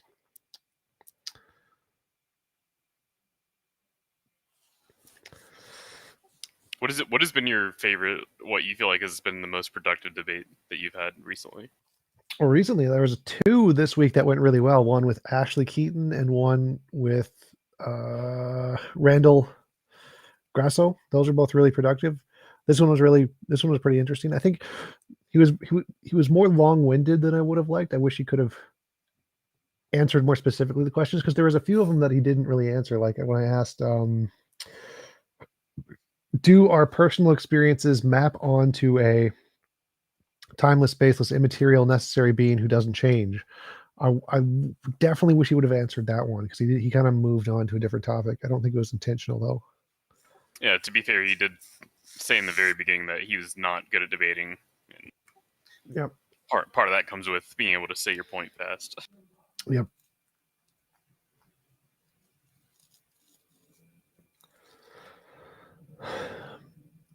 T-Jump, what's your view, Tom? What's your view on objective morality? Objective morality. I believe there is objective morality. Oh yeah, I did And see that. I wanted to ask you about that actually. yeah, what is the origin for objective morality in your opinion? Undiscovered emergent law of physics. So you believe that there is something in the universe that defines morality, Yes. which has not been discovered? Yes. And what's your evidence to this claim? I don't have any. It's a hypothesis. My proposed prediction is that we will find the patterns of morality in all forms of intelligent life throughout the universe. And so if we discovered other forms of intelligence and we get artificial intelligence and they discover the same kinds of moral principles that we believe are correct, that would be evidence that morality is a result of something more fundamental than social stuff. So is the premise of your argument that because humans have shared morality, there must be some force that causes objective morality into being? Sort of moral progress, that humans share morality and it changes in the same ways, in the same patterns in all cultures, and it's other species as well, other animals, same patterns. What about But I don't, different cultures that have different like patterns. sets of morality? Still have the same yeah, and patterns. what pattern? Name any one pattern which you find as a shared piece of objective morality between multiple cultures. Don't kill, don't steal, don't rape, eliminating slavery, rights of people who are weaker, like poor, homeless. As technology and resources increase in every society, their scope of morality increases in every society. So women's rights in the Middle East are now also being increased, even though their subjective moral framework of their religious belief is directly opposed to women's rights because they are technologically increasing. If there is the subjective morality, that would explain why they are giving more rights to women, even though it's directly opposed to their socially constructed view of morality. I feel that this, in my personal opinion, I do not agree with the argument posed over here.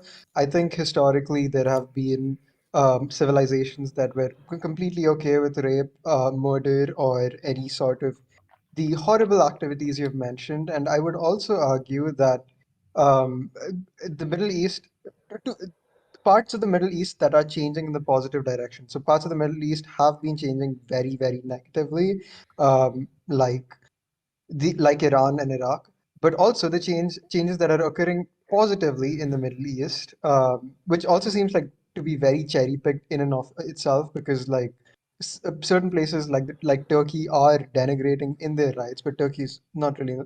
Um, anyway, my point is that I think that you're not factoring in global influence into the Middle East, which is causing the rights of certain individuals in the Middle East to rise. And I think you're just stating a magical force in the air as your answer to objective morality. I feel like it's not nuanced enough and is not looking holistically at the evidence presented. So I'm accounting for all of those things. So as I said, the principle says that as we gain in technology and resources, that's what causes the change in morality. So the further back you go with less technology and less resources, the more immoral the society is going to be, the more okay they are going to be with rape and murder and things. So as they gain in technology and resources, then they start to see less and less tolerance towards these things. And that's the pattern that we see, not just that everyone's always intolerant at all times. And there So are my obviously certain cases that go against that during certain times, but the overall trend is the same. I feel that this is correlation and not causation as a whole. Um, Science yeah, can't prove that's all I can causation, say. so I mean we can never prove causation. But we can prove causation, and we do objectively prove causation because we tend to reason based. So if you wanted to prove that technological improvements are the reason for improvement in human structure, you would have to argue that which technological improvements are causing the improvements in social lifestyles, and you would also have to like form links. I don't get I don't get what the whole argument of it's impossible to prove causation comes from. It's a fact of science. So all scientists admit you can't prove causation. It could all just be correlation. The whole, like Hume specifically wrote on that, all causation could just be a figment of our imagination. It's all just random. So we can never prove causation in science. It's just we infer causation. We infer that it's causal, but we can't ever prove causation. Are you familiar with the Kardashev scale? Yes, I'm familiar with the card. Unfortunately, yes. Unfortunate. Well, so like as like a civilization of a world would approach, the higher types of civilization that it describes, then the pattern would all kind of eventually each civilization approaching that would achieve the same morality. Is that what you're saying, TJump? What? I was not listening. So I think that yes, once we gain sufficient technology, every society, regardless of where they are in the universe, will all converge on the same morality. Okay. I do agree that okay, Jeffy, go ahead. I was just going to ask. I've heard TJump talk about the extraterrestrial discoveries in his objective morality, but would convergent evolution not also be weak evidence for your position? Convergent evolution? I'm not sure what you mean. So some traits are divergent when they're evolved, between different groups of animals.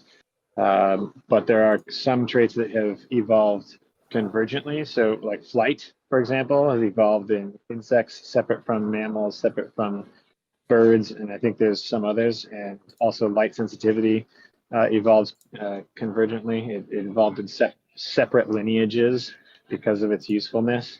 If we saw morality evolve in two unrelated groups of animals, such as like non-mammals evolving towards morality, wouldn't that also be weak evidence for your position? Possibly, sure. So I would definitely include the fact that in evolution, the spectrum of evolution, they're all having the same moral pattern would definitely be evidence that I would consider for my model. Yes. Again, so you do agree that causation exists to a certain degree and is reliable as a source of proof, at least to a certain degree. I think causation exists. Yes. I don't think we could prove it, causation ever. If I push a rock, the rock moves. I don't get it. Because I push the rock moves. Yeah. I don't know what it could just be the case that a magical leprechaun moved the rock at the same time. You could never prove causation.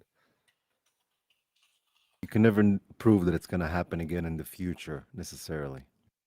Yeah, I repeatedly push a rock 100 different times, and it moves every one of those 100 different times in completely different areas, in completely different time zones, in completely different environments, Right. and I murder every leprechaun on the earth and every invisible entity on earth. Right, but that could also just be random chance. There could just be random leprechauns messing with you and doing it. You can never prove causation. You assume it's a law because enough observation, but you can never prove it definitively about the future.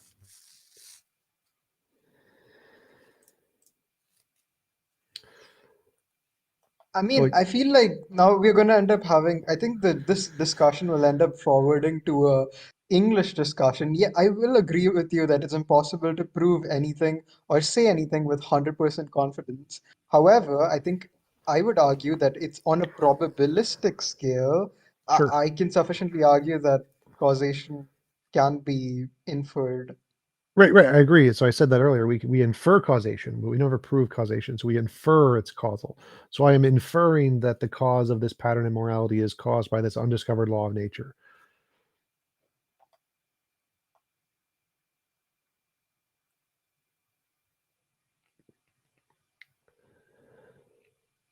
Yeah, I mean, like,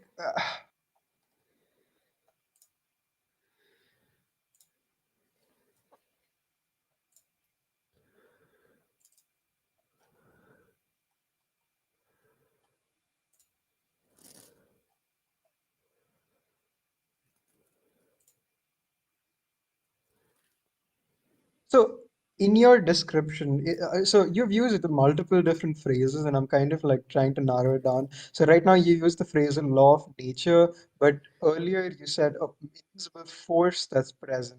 So do you believe that this is a law of nature or a force that is present? Like, do you believe that? Same thing. So I think that a law is something that describes a force. So like the law of gravity describes a force, which is gravity. I think those are synonymous terms. Yeah.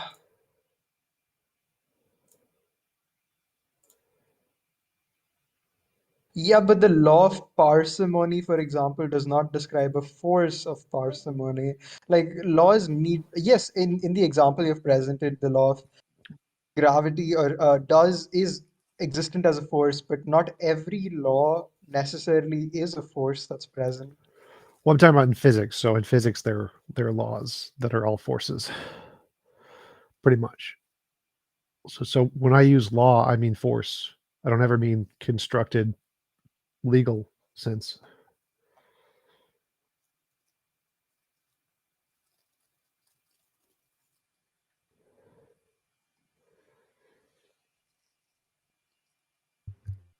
I have a somewhat related question if you're Go done, for it. River Snow.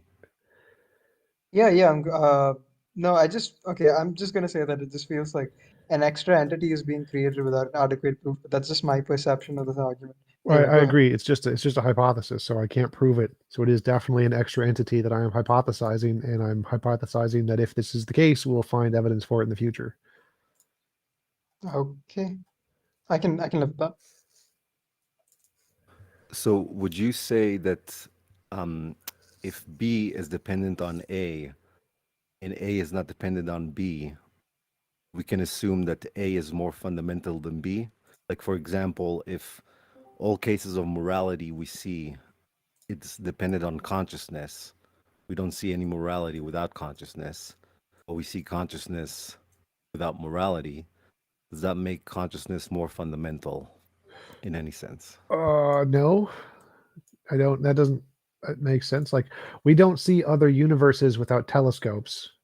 Does that mean telescopes are more fundamental than other universes or other galaxies? Well, no. So I Yeah, don't. that's sort of the example I was thinking about. Because that is still dependent on consciousness. That observation, it's still only reduced to consciousness, even through telescopes. I don't think that matters to the argument. So the argument is that if something is required to see or experience something else, is the first thing more fundamental than the second thing? And I'd say no. So can you think of an example of something that's be dependent on A, but not vice versa? Yes, it is dependent on the telescopes to be able to see other galaxies, but other galaxies existing is not dependent on us seeing them through telescopes. But they're both still dependent on consciousness. That doesn't matter at all to the argument. So here you give one instance of observation and you say that specific observation is dependent on telescopes.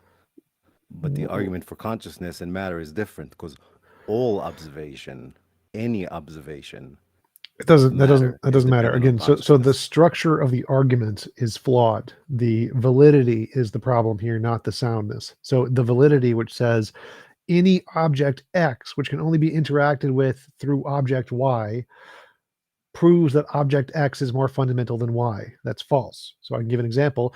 The object X, which can only be interacted with through telescopes, is other galaxies. We can only see other galaxies through other telescopes. Does that prove that object X is more fundamental than Y, or vice versa? No.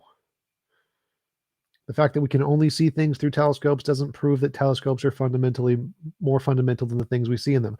So the structure of your argument is wrong if that you presuppose that because we only see something as interaction with something else, that they must necessarily be in that order ontologically. It's not the case.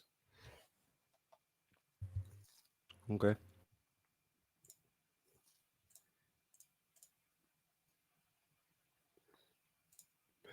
Tom, what's up, man? Hey, how's it going? So I was watching The Line with Matt Dillahunty Sure. yesterday, and he said something about trans rights or whatever.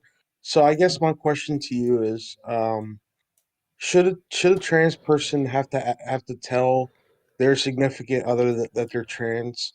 What's your thoughts on that? Yes. I would say that Because if you're in a relationship and in that relationship you agree to be honest with one another and the person wants to know if you're trans and you don't tell them, then yes, it would be immoral not to tell them if that was one of the things you agreed upon in the relationship. I would just say, like, when they have to know it, especially like if you're trying to have kids, at that point, like, very important for them to know. So, but he said that they shouldn't have to tell them. So I was just wondering what you thought about it. It would depend on the terms of the relationship. If the relationship was constructed in that they agreed to be honest with one another and someone violated that agreement, then they would be immoral. So if they didn't say that, and if they were in a relationship and they agreed that they don't need to be honest with one another and they don't expect to be honest in all important cases, then it would be fine. Like, monogamy is the same thing. Like, if you're in a relationship and you both expect or have agreed to be monogamous and somebody cheats, that's immoral. But if you have agreed to an open relationship, then it wouldn't be. So if you're in a relationship where you have agreed to be honest with one another in all cases, then it would be immoral to hide that or to lie about that.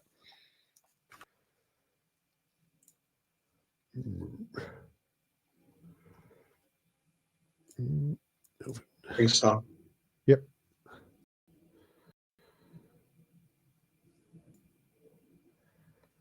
Huh.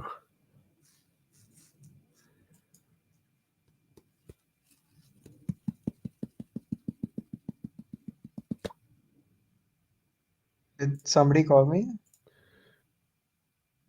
I don't know. Okay.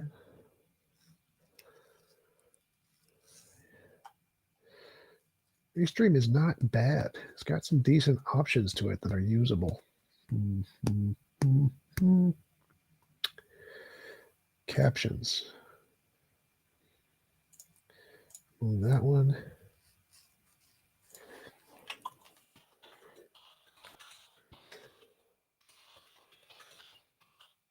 Nope.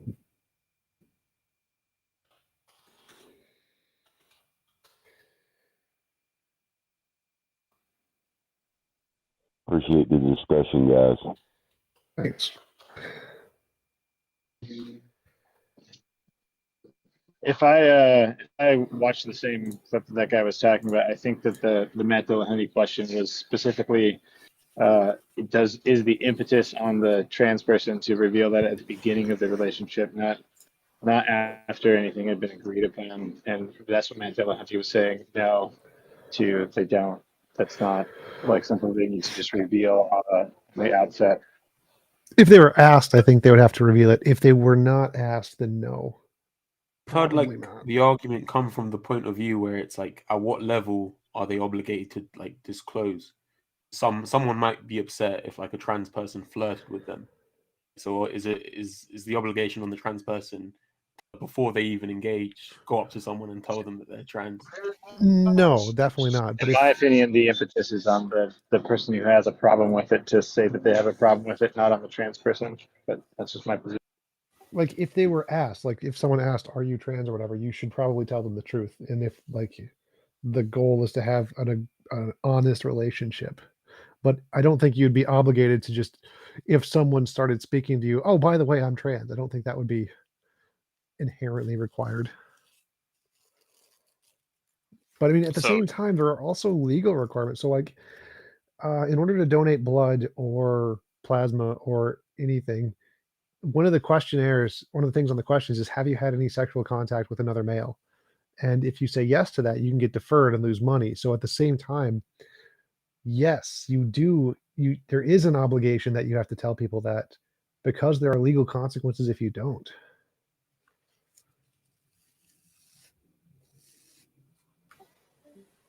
Well, personally, I think you have the right to know. I mean, if you're going to be in a relationship with somebody or even just talk to them, then like, wouldn't it be something that they should tell you right away? Like, hey, by the way, I mean, if you're not really sure if they are trans or not, I mean, if you ask a girl that, they're probably going to be offended by it. So I think it would It'd be only weird, matter like- if you like were trying to be in a physical relationship, like an intimate relationship. Then probably trans people should be obligated to tell their partner. I think it would just be weird if you were like Yeah, maybe weeks or months into a relationship and you didn't know this fact about someone. Sure, a bizarre but scenario. so I mean, there's like levels of relationship, right? Like you don't walk up to someone and say, "Hi, my name is John Doe. Let me give you my full background of everything that you might possibly want to know about me before." I mean, things just come up organically. You don't have to put that into your introduction. I'd say before you have any kind of like reach the level of like a physical, relationship, then yeah, you should probably bring it up by then. But there's not like a, during the handshake. I'm everything that defines me. Right. So I don't think you should have to tell them again unless you're trying to get into an intimate relationship. Like if you're just being friends, then no one cares. It's not really a big deal at that point. You're trying to get into bed with them, probably they should tell you that. Odin Thorson, thank you for the super chat, $5. What did you think of Kenneth reframing your hoof print in the snow hypothetical into a bunch of eyewitnesses of unicorns. I think that's fine. I think like adding that in is a fair analogy, a fair thing to bring into the analogy, because there's lots of people who think they've seen God. So if there's a lot of people who think they've seen unicorns, then that would be a fine thing to add to the analogy. I still don't think it would be reasonable to believe it was unicorns, though. But I think it's rational for him to add that in. Jacob McKenzie, thank you for the super chat. If we claim to have fellowship with the chair and yet walk in darkness, we lie and don't live the truth. Give Tom all your money. Timothy 1, 2, and 3. I love it. We need to like make these into an actual document that we can sell.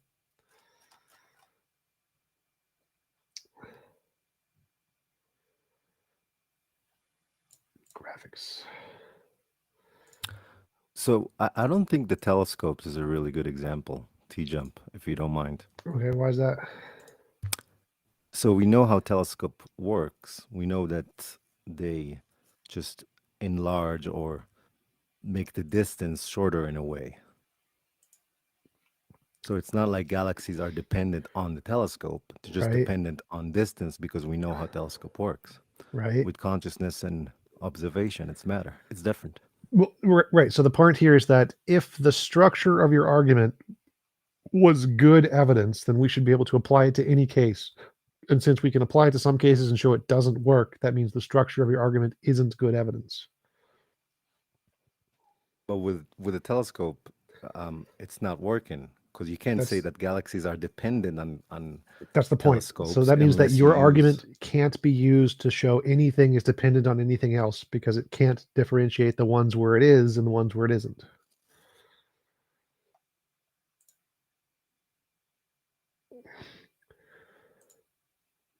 I might have to think about that. Can you say that again in a different way? Okay, so if I say the grass is wet, and when it rains, the grass is wet, therefore it rained. And I can say this argument is good evidence that it rained. And someone else could be like, no, because there are other ways that the grass can be wet. Someone could have peed on it or used their hose. So the fact that sometimes the grass becomes wet when it rains doesn't imply that your argument, which uses that as a premise, is evidence that it rained, because there are other ways to explain the argument. So if you have an argument that the structure of the argument is we only see Y preceded by X, therefore X must be more fundamental than Y, and I can give you an example where that same argument is wrong, that shows that argument isn't evidence for the case. So I can say, you use the argument that the grass is wet, therefore it rained. I can be like, well, no, it could have been caused by a hose. And that proves that that argument doesn't work. So my goal with the telescope example is to show that your argument that because we need X to experience Y, therefore X is more fundamental than Y, is an invalid argument. It's not that we need it to experience Y. It's more fundamental. Every observation we have of matter is only through consciousness. Every observation we have of galaxies is only through telescopes. Does that mean telescopes are more fundamental than galaxies? No, because we know how that mechanism works. We Right. know how telescope works. So the to say that it's structure of your dependent on argument. it would So, be so the structure of your argument that if we need X to see Y, X is more fundamental than Y, that the whole structure is proven false because we know that that structure is wrong. Yeah, but the telescope is the eye. No, that's literally irrelevant. So again, we're talking about the structure of the argument. The content literally doesn't matter.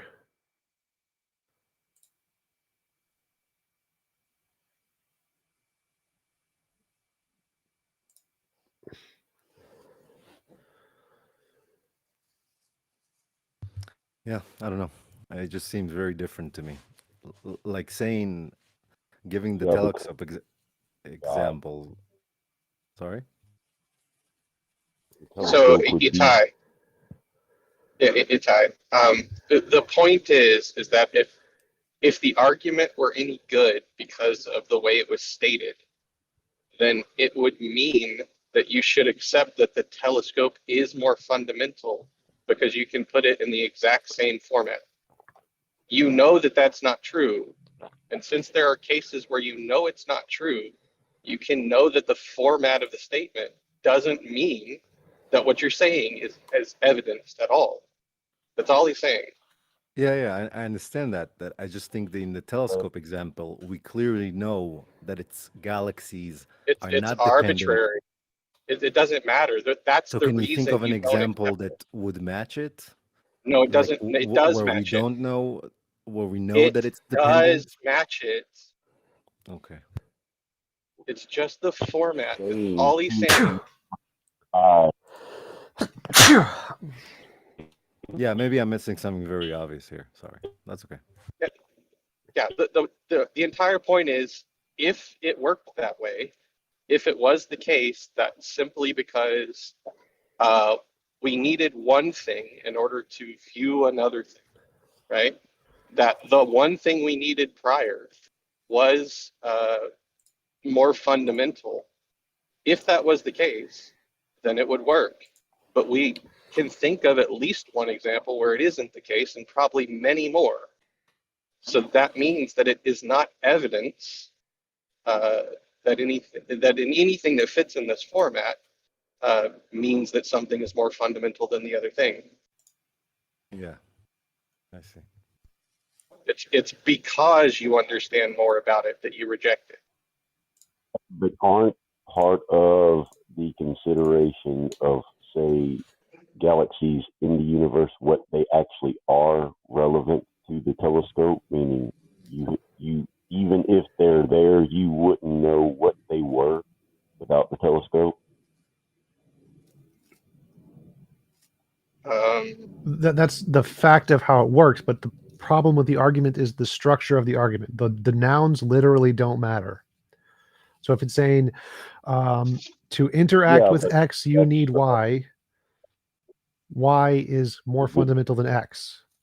Now, if anything you put in for X and Y, if there's any case where it's false, then the argument, the structure of that argument is proven false. So I need to give just any example that doesn't work.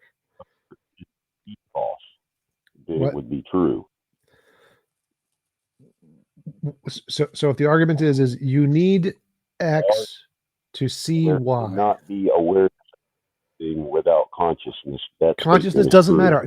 Get rid of consciousness. X and Y. If I can give any example of X not needing Y, the whole argument fails for every single case, including consciousness. But you can't Y without the X. That's the point. Right. So we can't see other galaxies without telescopes. Does that make it reasonable to say that other telescopes are more fundamental than other galaxies? No. But but that's post hoc arguing at that point. No. Without the telescope, you aren't even aware that galaxies are there. Right. They may well not be. You view them. I mean, theoretically. So you're confusing epistemology and ontology. The question is does the fact we need one thing to see the other thing mean that the one thing is ontologically more fundamental in reality? No. The fact that we epistemically need the first thing to see the second thing doesn't mean the first thing is more fundamental in reality.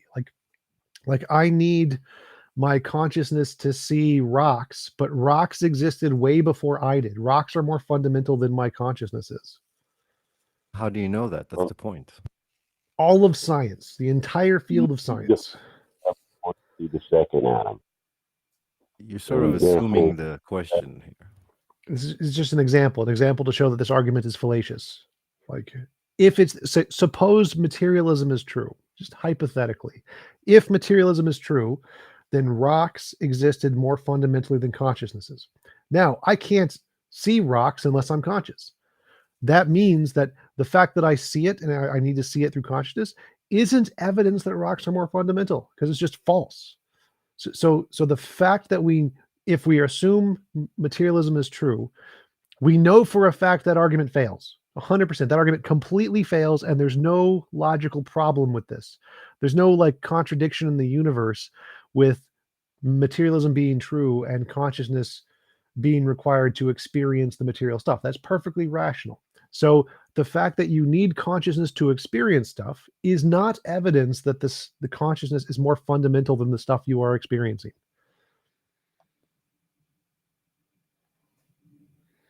Yeah, I was thinking about more of when we originally talked about it, I don't know if you remember, as a reason why to assume it, not as a proof or in any sense. If there's any reason to pose that fundamental might be that consciousness might be more fundamental. Yes, so this would not be a reason. That's because it's the same fallacious structure that doesn't work.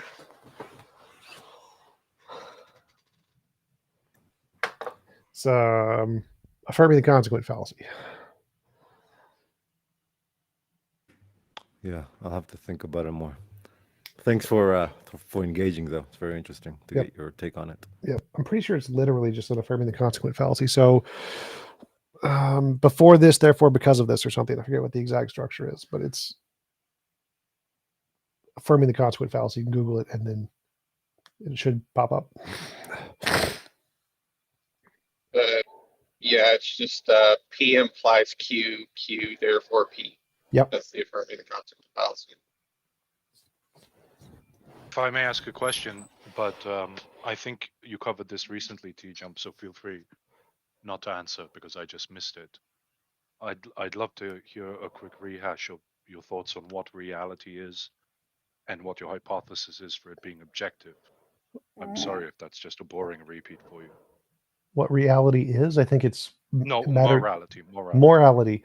Yeah, I think morality is a higher order emergent law of nature. So like space-time is an emergent law of nature, field of some kind. I think that morality is a similar field of nature, just like gravity. It affects our brains.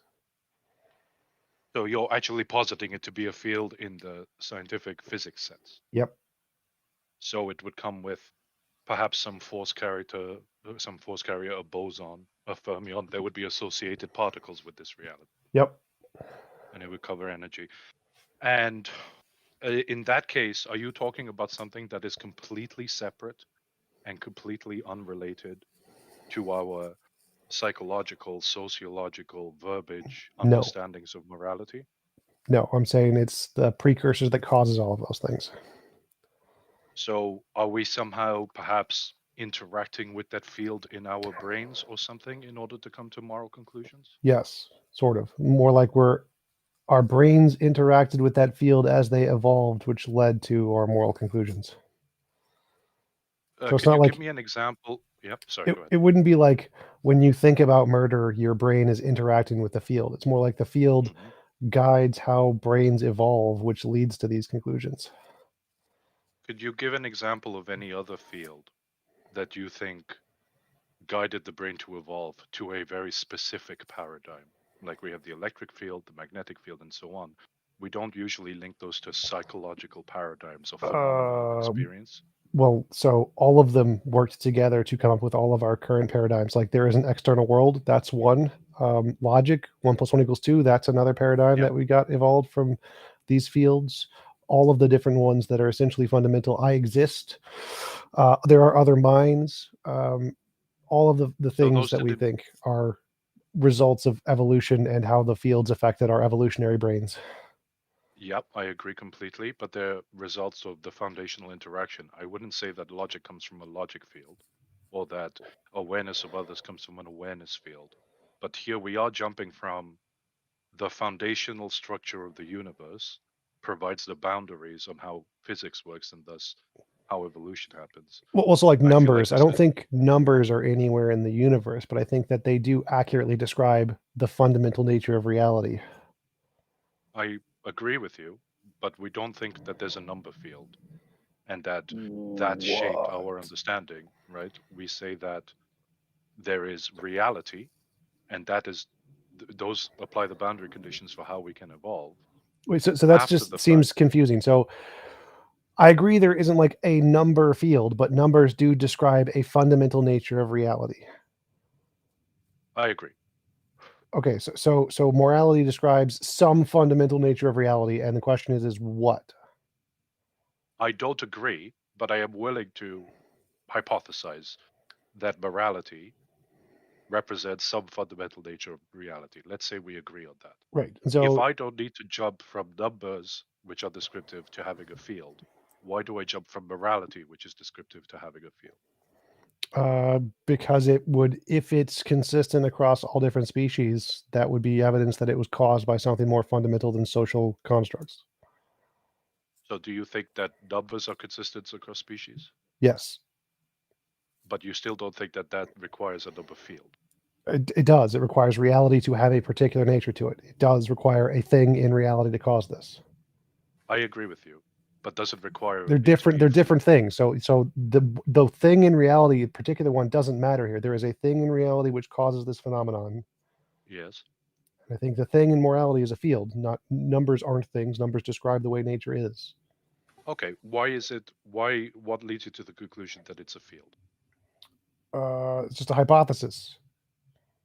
So it's not a So you conclusion. know It's a it's something. hypothesis. Yes.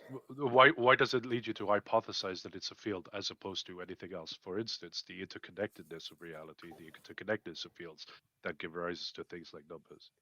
Because the interconnectedness of the fields we know about wouldn't explain why morality would be the same across all species. So if it wouldn't explain that, we need something that would. So we need some phenomenon that would explain why this is the same in all species. And that would be a different thing. I mean, I have to admit, don't that most I'm a people bit just think lost. it's an effect of natural selection in social species? Right, and that's what I said would be false. If there are other species in other universes or other galaxies that have the same patterns, then that would prove that false. Or it would show that there's another mechanism. How would that right? prove that that they may be false? that there might be a convergent evolution. There's still many answers. No, to this. so like AIs, no evolution. Same things, can't be evolution. Cannot be anything related to evolution because it's not evolutionary. Problem solved. That would prove evolution off the table as being the explanation.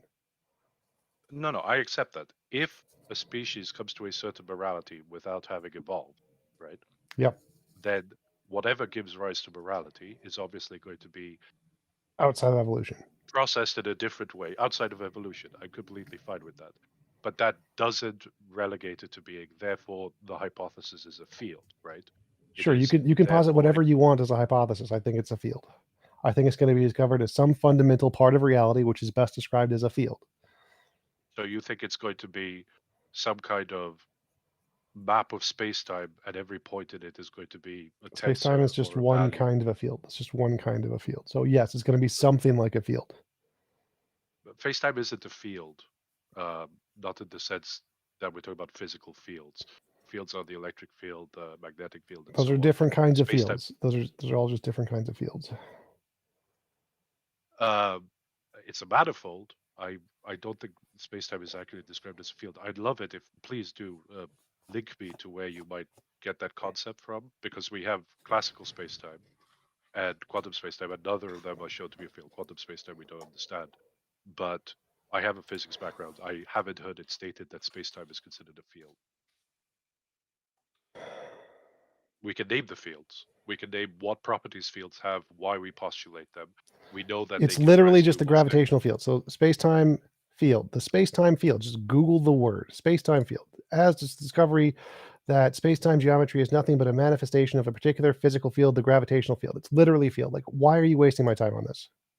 I apologize. I'm not trying to waste your time. I Googled it, and the first result that I get is that it's a manifold, it's a model, and it isn't related to a field. But I'm looking through, for instance, Wiki now to see whether or not I Google can get any space-time reference to field. that. Just Google the word space-time space field.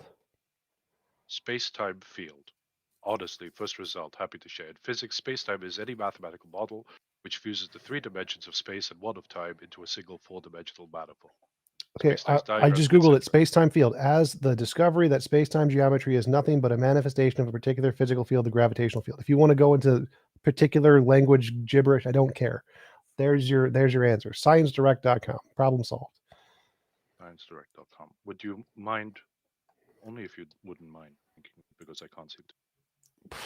I don't know how to. But you don't have to. If this is bothering you, that's fine. I was interested in piecing out your thoughts on it because I didn't understand whether you meant field in a very specific sense or in a more general colloquial sense, and what is getting you to the interpretation field above any other interpretation. Field is just another word for some fundamental part of reality. So what do we currently know are the most fundamental parts of reality? Fields. I wouldn't personally, you see, I wouldn't agree with that. Field is one type of fundamental part of reality. You can't they aren't synonymous, fundamental part of reality and field. And fields have very specific properties. Fields aren't things that can just be That's literally associated what I with just you. said. So yes, they are one of the kinds of things that are the most fundamental part of reality. I don't really know what the other ones are. Energy. Okay, so that's fine. I'm honestly not trying to argue. So you feel that it's fundamental. The big category that you could pick there is field. You've picked that category in order to put it into something fundamental to be talked about. Sure. If there are other kinds of fundamental things, those would also be categories that we would be potential explorations. Sure. I understand. Okay. And your reason for thinking that it's fundamental is that if we see morality popping If we up see in the different same parts pattern universally, then it's some pattern universally. Yes. I agree. And the reason that it's a pattern universally has to be directly tied to the fundamental. It can't be an emergent property where the fundamental coalesces together, results in certain processes, results in certain patterns, and then those patterns emerge to have something consistent across the universe. You think that consistency can't come from any emergence. It has to come from... That would be the same thing. So an emergent field would be the same thing. Either one are possible. There's no difference there. Well, I would postulate that it could be that the fundamentals come together so that at a certain granularity, at a certain point in, for instance, obviously that's the case. Even if there is a moral field, it can do nothing without all of the other fields producing brains. So obviously that would still be true, even if I was right. You're saying, yeah. So you're saying, for instance, that you would accept the concept that, for instance, let's take Big Bang cosmology. Big Bang happened, and at a certain point, this, for want of a better word, field coalesced. Sure. And gave rise to other things. Sure. Okay. So the reason I wanted to ask this actually goes to the conversation previously about the telescope analogy. I promise you, I'm not trying to annoy you. What do you mean by fundamental? A part of the fundamental nature of reality. I don't know what the best way to describe that is. A thing that is an innate part of the reality. An innate. Okay. You see, that's probably why there's this confusion for me. For me, fundamental is not just innate, but also basic building block, like lowest level, lowest granularity. So either one of those is fine for me. Like when I say space-time is emergent as a field, I'd still call space-time a fundamental field. So there's some variability there, and it really makes no difference to my argument as long as it's close enough to the fundamental level. Doesn't need to be the most fundamental thing. I think it's fine to say it is, but even if it's like the field itself is emergent from other fields or whatever, I'm fine with that too. It makes no difference to my argument. Okay, interesting.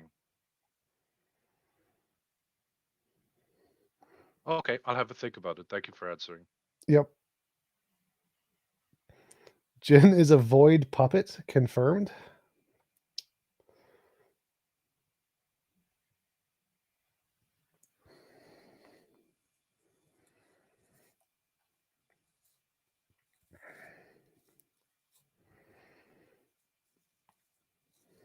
Anybody else got any questions, comments, stuff?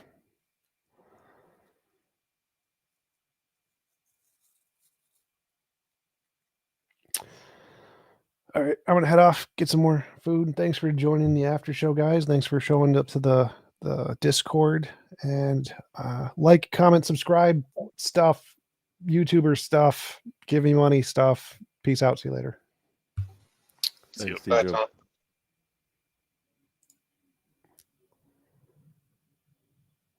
I don't know how to end the stream on this. Where's the